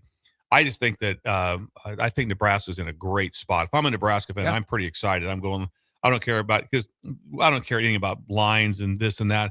I just think Nebraska's in an incredible opportunity. I was going to say it's a very opportunistic day. As good as it could get. Yeah. Really, as good as it could get for Nebraska. I 100% agree with that. On that, I'm excited to get out there. I'm excited to get the vibe around not only Nebraska but also the Utah program. It's just going to be. It's been a whirlwind of a couple of days, and the one newsworthy piece that's come out of Nebraska's camp: Deshaun Singleton not going to play. It was announced yesterday. Oh, I didn't hear that. Deshaun Singleton will not play. Gotcha. He had a small they said he had a small surgery operation. Phil Snow said that, and they're just going to keep him out. So Justin Rhett, who is the transfer from Georgia 2 years ago, is going to get some opportunities. The other question will be is that the tackle, Knack, is that right? Tyler Knack, yes, he is playing. But he did something. He's playing with the club on at tackle. Yes, that's hard. It's the first start for him at tackle, and it's against his former team. Yeah, and just with the club. Yep. Anytime, just try playing football at the club. Just today for the rest of the day, just tape your hand up into just hold on to it. Just grab a hold of something and tape it up into a giant club, and then see how your day goes. And so think now. I'm just trying to maybe wash the dishes, maybe go to the bathroom. See how it goes with the club on your hand. And then next, like that, okay, now see what it's like to do that and block a pass rusher and see how that goes. Because that's a very difficult task that's being asked of him to play with a club. And that was going on also, with Rocco at guard too. So with those two, with that injury, that's an injury. Yeah. That because it also tells you something that there might be a little bit of a depth issue there, because if he's playing with a club on, which he is going to be playing on, so then behind him, who is it? Who is the person that would be in next? And they feel better that someone with a club can play better, and that happens a lot. I'm not disagreeing with that, but that tells you something. Yeah. But that would just, like I said, just try to drive home today with a club on. See how it feels. See how the rest of your day just try to scoop some snow, eat dinner. Just try it all. Just put a club on your hand, on one hand, and just see how the day goes, and it'll be miserable. Not try to defend a freak athlete on the football field. Yeah, on the football field. Yeah, and also not once. It's going to be like he's going to have to block somebody like 70 times. And so I have a lot of not grace, but like I said, a lot of respect for someone playing with the club and for the coaching staff that what they're trying to get done. So, like I said, I think it's going to be. I think both teams will kind of settle in, but I anticipate this being probably a 29-27 game, something like that. And I would predict Nebraska. Okay, there you go. There you have it. Once again, myself, Jake Sorensen, DP will be out there in Las Vegas for the bowl game. We will land later on this afternoon and evening. Jake will fly in from Denver, where he's from, and I'll be here from Omaha. So Jake's been gone for a week. He has been, but for good reason. Yes. Once again, that is it for this conversation. When we come back, let's talk the college football playoff games, because Bill, this will be the last time that we can talk about them until you come back on Friday. Excuse me, that is when the games will be decided. So let's break them down with not only Miami, Ohio State on Tuesday night, but Wednesday night, but also Oregon, Texas Tech, Alabama, Indiana, and Georgia, Ole Miss. Those 4 games to be played tomorrow and Thursday. We'll dive into those, break those down, give our predictions when we come back.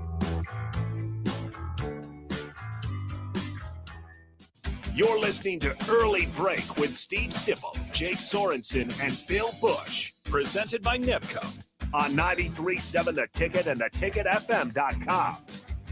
Back Nine Golf in South Lincoln is the premier indoor golf experience in the state. The weather in the winter months is cold, windy, and as unpredictable as a tee shot on the 450-yard par 4. With top-of-the-line full-swing simulators and a PGA TG professional, Back Nine Golf is there to help you improve your game and lower your score. Back Nine Golf is open to the public with 24/7 access for members. Learn about Back Nine's variety of memberships today and see the facility for yourself at 7501 South 15th Street in Lincoln, just south of 14th and Pine Lake Road. Back Nine Golf, your premier indoor golf and events destination. When it comes to concrete, Stevens & Smith Construction doesn't stall. They go for the takedown. As Nebraska's full-service concrete contractor, they stay in bounds, hold inside position, and never forfeit quality. Whether it's foundations, flatwork, or concrete coatings, they elevate performance and pin down results that win every time. Stevens & Smith Construction is a proud sponsor of Takedown Tuesdays on 93.7 The Ticket. Because when it's time to wrestle with concrete, Stevens & Smith Construction slams expectations. Are you ready for a new opportunity? Check out Sandhills Global. Join a dynamic team where your skills are valued and your career can soar. We offer full-time positions with a 4.5-day work week, competitive pay, excellent benefits, and a positive work environment. From IT and marketing to sales and finance, we're looking for talented individuals like you. Apply today at sandhills.jobs and take the first step towards an exciting future. That's sandhills.jobs. Don't wait, apply now. All right, Lincoln, if you're a diesel technician who's ready to earn up to $40 an hour and you're tired of working nights and weekends, listen up. Inland Truck Parts and Service is hiring experienced diesel technicians right here in Lincoln, and they're offering what every hardworking tech wants. Monday through Friday hours, no nights, no weekends, and paid training on advanced diesel technology. With 37 locations across 12 states, career advancement opportunities are endless. Start building towards your future and apply today at inlandtruck.com. That's inlandtruck.com. Or text APPLY to 785-369-1320. Hey, Lincoln and the surrounding area. Yin and Yang Acupuncture and Rune Wind Healing Arts is now open at 1701 South 17th Street in Suite 3G and ready to help you improve your general health. If you're experiencing pain, headaches, or any other issues, give Yin and Yang Acupuncture a call today at 402-480-1014 to schedule your appointment. For those struggling with deep tissue pain or just need an experienced massage therapist to melt the stress away, call Rune Wind Healing Arts at 402-601-9721 and schedule your appointment now. Visit Yin and Yang Acupuncture and Rune Wind Healing Arts today in Lincoln at 1701 South 17th Street in Suite 3G. When the clock strikes 0 after every Nebraska football game, there's only one place to go for instant coverage. Tune in for the Husker After Party Postgame Show on 93.7 The Ticket for each game, win or lose. Call in with all your takes or text the show at 464-5685 and hear quotes from the players and coaches too. It's the Husker After Party Postgame Show, sponsored by Anderson Ford and Vinny Krikak of State Farm Insurance. Advanced Medical Imaging is the largest radiology group in Nebraska, located in Lincoln at 7601 Pioneers Boulevard. At Advanced Medical Imaging, they utilize state-of-the-art technology and blend it together with their compassionate, skilled team to guide you through every step. Whether it's an MRI, CT scan, or X-ray, their precise diagnostics help your doctor deliver the best care plan for you. Choose clarity and comfort in your life by choosing Advanced Medical Imaging, located at 7601 Pioneers Boulevard and online at amimaging.com. It's that time of year when one episode turns into just one more season, when dessert turns into dinner, and time doesn't exist until the clock strikes midnight. Wait, what time is it? It's time to finish strong. At Planet Fitness, we're not waiting for the new year to give it everything we've got. Enjoy 24-hour access at most clubs when you join for $1 down, $15 a month, cancel anytime, and pay nothing until January 17th. Deal ends December 31st. Planet Fitness. We're all strong on this planet. See club for details. With UBT, you've got total control over your money. Like Doug, who runs his game day tailgate like a well-oiled machine. I got burgers, brats, chicken, dogs, plus all the fixins. And with the UBT Go app, I can track my food spending from anywhere. Pro move. They don't call me Grill Sergeant for nothing. No matter your goals, UBT helps you feel good about reaching them. Union Bank and Trust. Member FDIC. Tune in to Outside the Box from 4 to 5 p.m. for everything you need to know about the Lincoln Stars. Join head coach Rocky Russo and play-by-play voice Alex Fern as they sit down with special player guests to tell the story of the Lincoln Stars and give you all the news and notes you need from around the USHL. That's Outside the Box with the Lincoln Stars on 93.7 The Ticket and theticketfm.com. Hey there, this is Paul Scheel, owner of High Electric. I want to thank our friends and loyal customers and introduce High Electric to those looking for a new electrician. We've been serving the Lincoln and Omaha area for over 30 years, from design to install, upgrades, and repair. If you are a homeowner or a small business needing some electrical work, call us at 402-466-6606 or check us out at hyelectric.com. We look forward to hearing from you. Rosie's Sports Bar and Grill, open for lunch and dinner at 1501 Center Park Road, just south of 14th and Highway 2. 93.7 The Ticket is proud to provide listeners with daily opportunities to win contests and prizes on our airwaves, and would like to take this opportunity to remind you of a couple rules. All participants must be 21 or older and must wait 30 days after winning a prize to participate in another contest. Once you win, you have 30 days to pick up your prize at the KNTK Studios, 1040 O Street in Lincoln, or your prize will be forfeited. Thank you for participating in our contests, and thank you for listening to 93.7 The Ticket. We're on the air. Well, party's starting early today, isn't it? To more of Early Break on 93.7 The Ticket and theticketfm.com.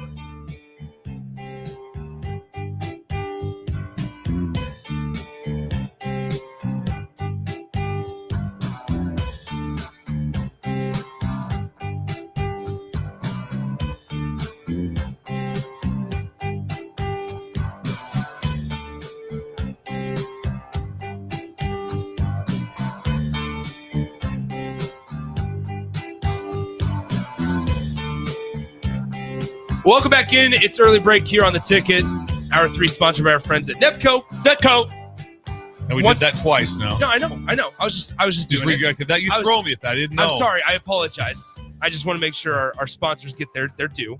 But what I was going to Joey, say, 738, Randy, Diner, Carson, Currency. There it is. Look at it. Finance. Just run through them. Come on, Bill. Gazer Painting. Anyway, once again, our bowl game coverage over the next 48 to 72 hours, sponsored by Amigos Kings Classic, Advanced Medical Imaging, Ben Bleicher of PRG Berkshire Hathaway, Ambassador Real Estate, and MWR Building and Fence. Thanks to those four for providing us coverage from Las Vegas. We're excited to get out there over the next 48 hours. Okay, so Bill, obviously the next 2 days, in addition to Nebraska's exhilarating Las Vegas Bowl, there is college football playoff games going on. You have Ohio State and Miami playing in Arlington on New Year's Eve. That is the one game that's on New Year's Eve. The other three on January 1st at 11 a.m. It'll be Texas Tech against Oregon at, what time is this? 1 p.m.? Is that Orange Bowl? It is the Rose Bowl. Rose Bowl. Might be 2:30. No, Rose Bowl is Indiana and Alabama. Indiana, Alabama. And then at night at 6:30 p.m., or excuse me, 6 p.m., gosh dang, it'll be Georgia and Ole Miss. And so it goes Texas Tech, Oregon, Indiana, Bama, and then Georgia and Ole Miss in that order on on Thursday. Out of those four, which one are you most intrigued by? Indiana, Alabama. Not even close. Next one is probably Ole Miss. The one that doesn't intrigue me near as much is the Miami, Ohio State, Really? which I'm going to be watching every second of it. But, Ohio State dodged a bullet. Unbelievable one. Miami didn't. They figured out a way to get it done, but they are the 12th seed.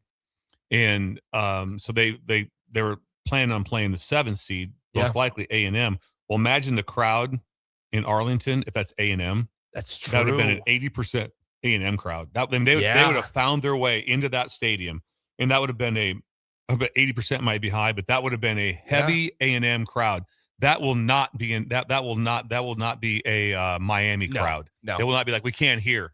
Nope, it's gonna be an Ohio State crowd. What's the cost of tickets? So that's what I was going to say, and maybe that's part of the reason why a lot of Texas A&M fans dishing off their tickets. It's a Nebraska Final Four for volleyball situation here, where you can get into the Cotton Bowl in Arlington, $32. Yeah, I've said it's not sold out. No, the game's not sold out. Ohio State's probably kind of thinking, well, we think we're going to win this, so I'm going to pay to go to the next game. Yeah, Miami, which that one's $173. Yeah, Miami does not travel well. They don't. The fan. It's never like going, man, Miami's coming to town. This is going to be nuts. It's not like an SEC team, and so they don't have it. So think about that right now. It's not sold out, and if that had been A&M, it would have been, those tickets would be going for $450. Absolutely. Now looking ahead, we expect Ohio State to win. I think we both pick Ohio State. You never know. I will give Miami. They definitely have a puncher's chance. Okay.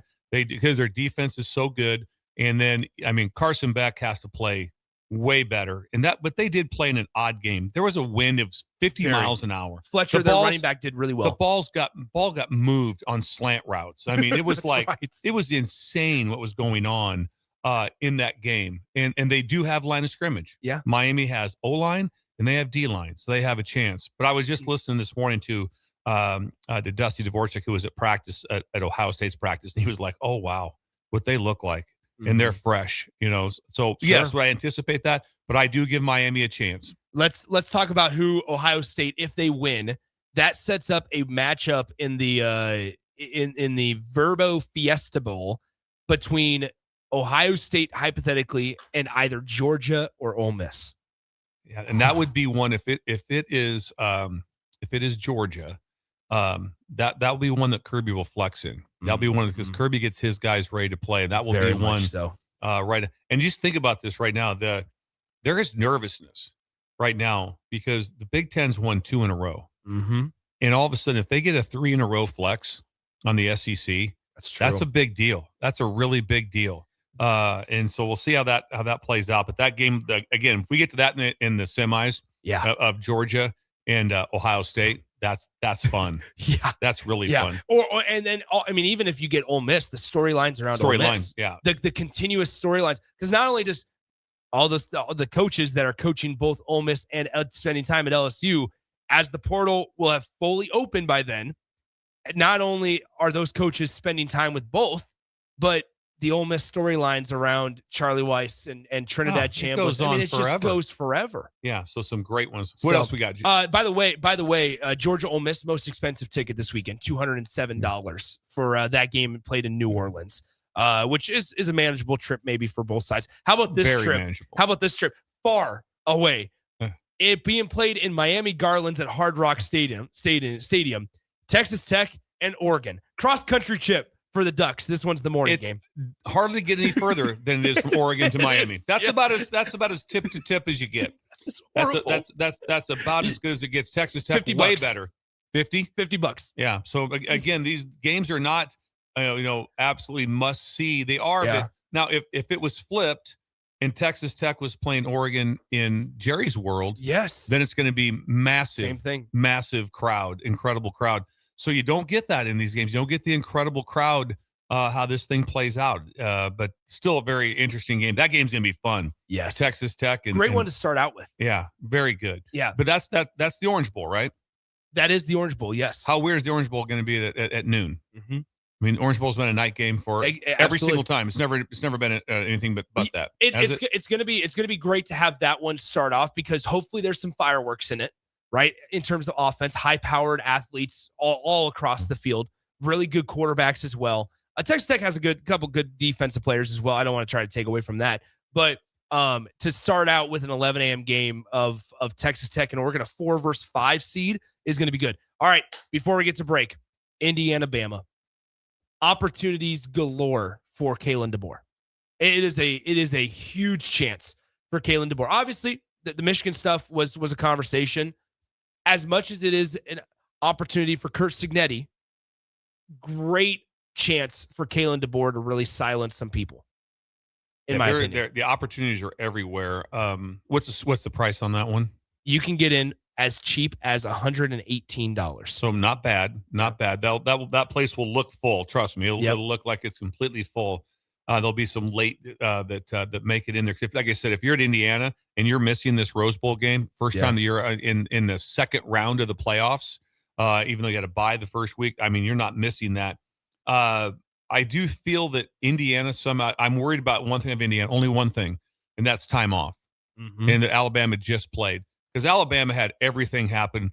I mean, basically, if they catch the pass, it's almost game over for Oklahoma. And instead, on the next play, the punter just dropped the ball. Mm-hmm. I mean, 2 plays in a row where the game all of a sudden is like, what just happened here? Yeah. I mean, Oklahoma, as you're watching that, could have been 24-7 at half, game over. And it wasn't. And the place kicker missed one of the best kickers in the country. Misses two kicks. Everything went right for Alabama. I don't know if everything can go right again for them against Indiana because we always talk about you lose more games than you win, and Cignetti doesn't lose games. He doesn't lose them.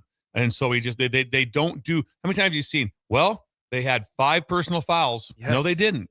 They don't do. I mean, I don't see him making those errors of how he organizes. But now what I did hear yesterday was weather as an issue. So it'll be interesting to see what that is. That it's supposed to be like 59 and raining for the Rose Bowl. We always see the Rose Bowl as sunny and where's the Southern sunset California. Yeah, be? Exactly. The sunset on the San Gabriel Mountains. So Thursday, 63, high of 63. It is a 90% chance of rain right at kickoff. Yeah, so that's not what I want to see. I don't think Indiana wants to see that either. But Alabama also can't run the ball. So they don't run. That's one thing about Alabama is that the running back talent room is better at Indiana. Think about that. It's better at Indiana. Roman Hemby's good. And you look at Alabama right now. If it's blocked for 6, they get 6. Mm-hmm. You know, that's what Nebraska was so good at. Emmett would be blocked for 4, and he got 7.5. How many times did he do?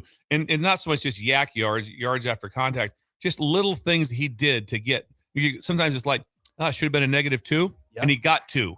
It's like, wow, now we're 2nd and 8 instead of 2nd. The whole world was different. Yeah. That's what you wonder about in the Nebraska game, too, with some things of that nature. But what it's blocked for and what the extra they can do.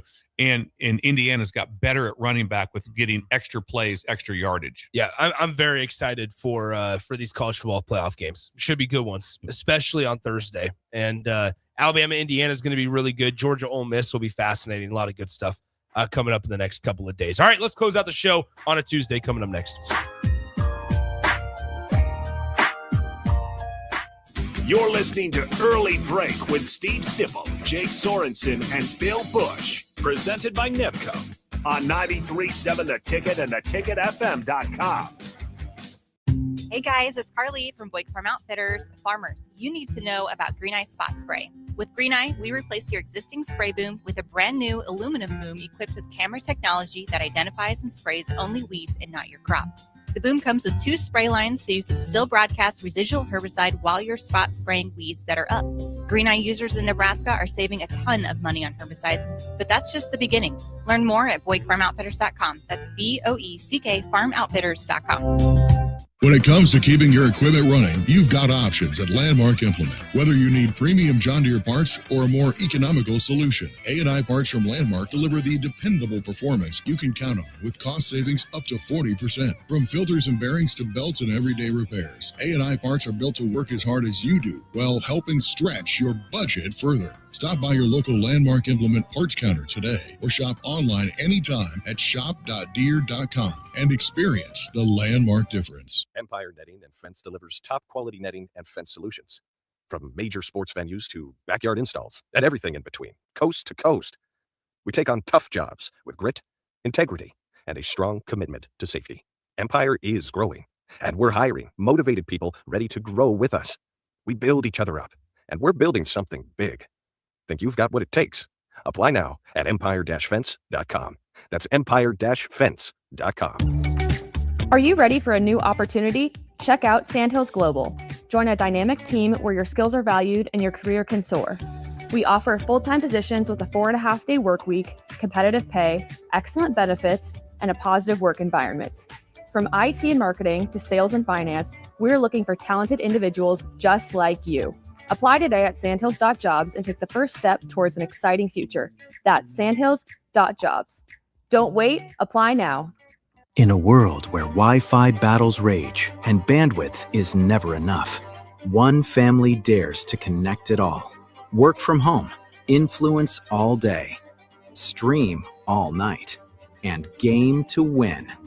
Deadlines, downloads, and dance-offs, all happening under one roof, flawlessly. Can your internet provider do that? Fiber fuel your household at allofiber.com/all-in. With UBT, you've got total control over your money. Like Doug, who runs his game day tailgate like a well-oiled machine. I got burgers, brats, chicken, dogs, plus all the fixins. And with the UBT Go app, I can track my food spending from anywhere. Pro move. They don't call me Grill Sergeant for nothing. No matter your goals, UBT helps you feel good about reaching them. Union Bank and Trust, member FDIC. Are you tired of living in pain?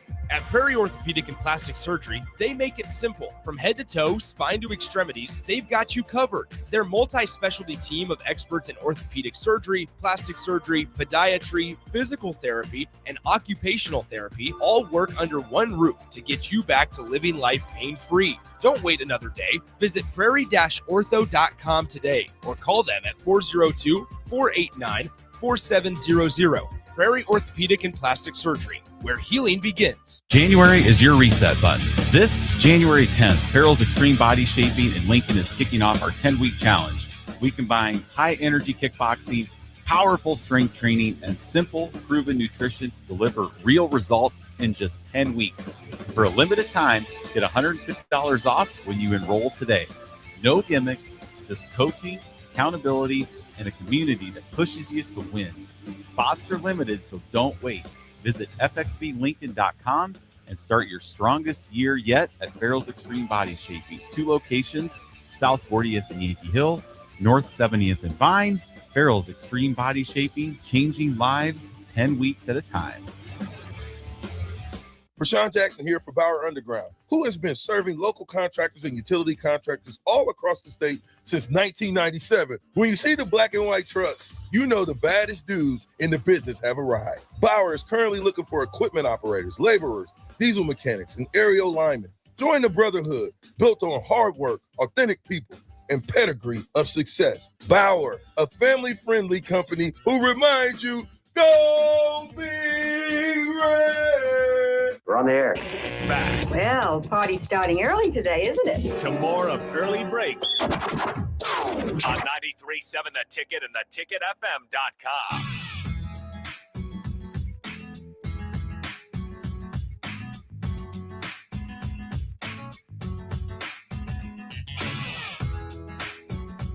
Welcome back in one final time on a Tuesday here on Early Break on The Ticket. This is the spillover brought to you by our friends at Raising Cane's Chicken Fingers One Love. Bill, tomorrow, 2:30 p.m. Central Time, 12:30 out there in Vegas, Nebraska, and Utah. Can't wait to see it. One thing to look for if you're a Nebraska fan offensively is that Utah probably plays more man-to-man coverage than anybody in the country. And they'll have change-ups, as I use the term creepers, which means on third down, they'll appear to be playing man, and then they'll show an odd way to rush for and then still get into zone coverage to have some change-ups.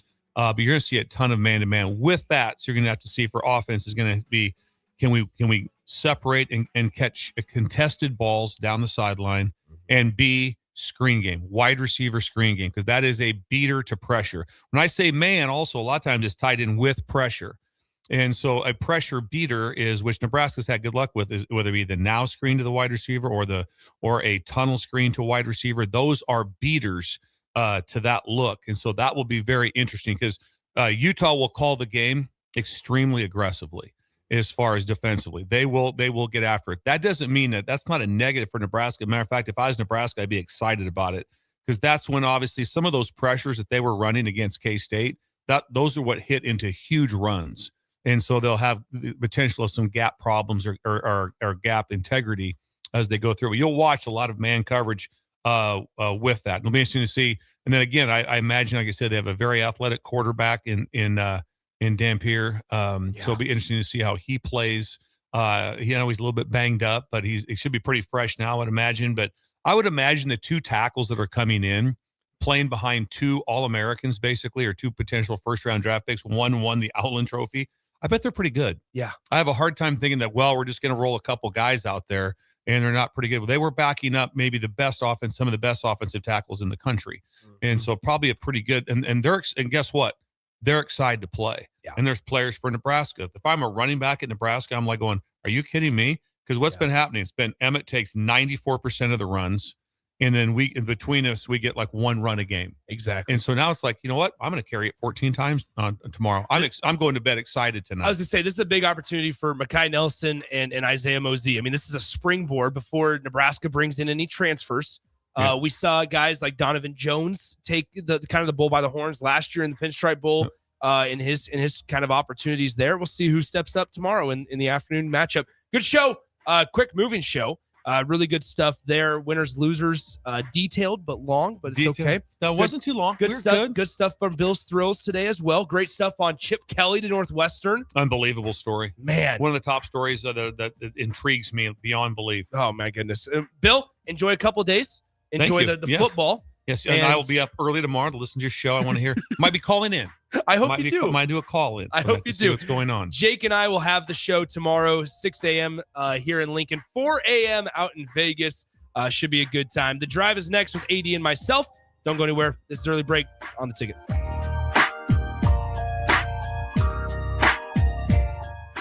You're listening to Early Break with Steve Sipple, Jake Sorensen, and Bill Bush. Presented by NEPCO on 93.7 The Ticket and theticketfm.com. Hey guys, it's Carly from Boyd Farm Outfitters. Farmers, you need to know about Green Eye Spot Spray. With Green Eye, we replace your existing spray boom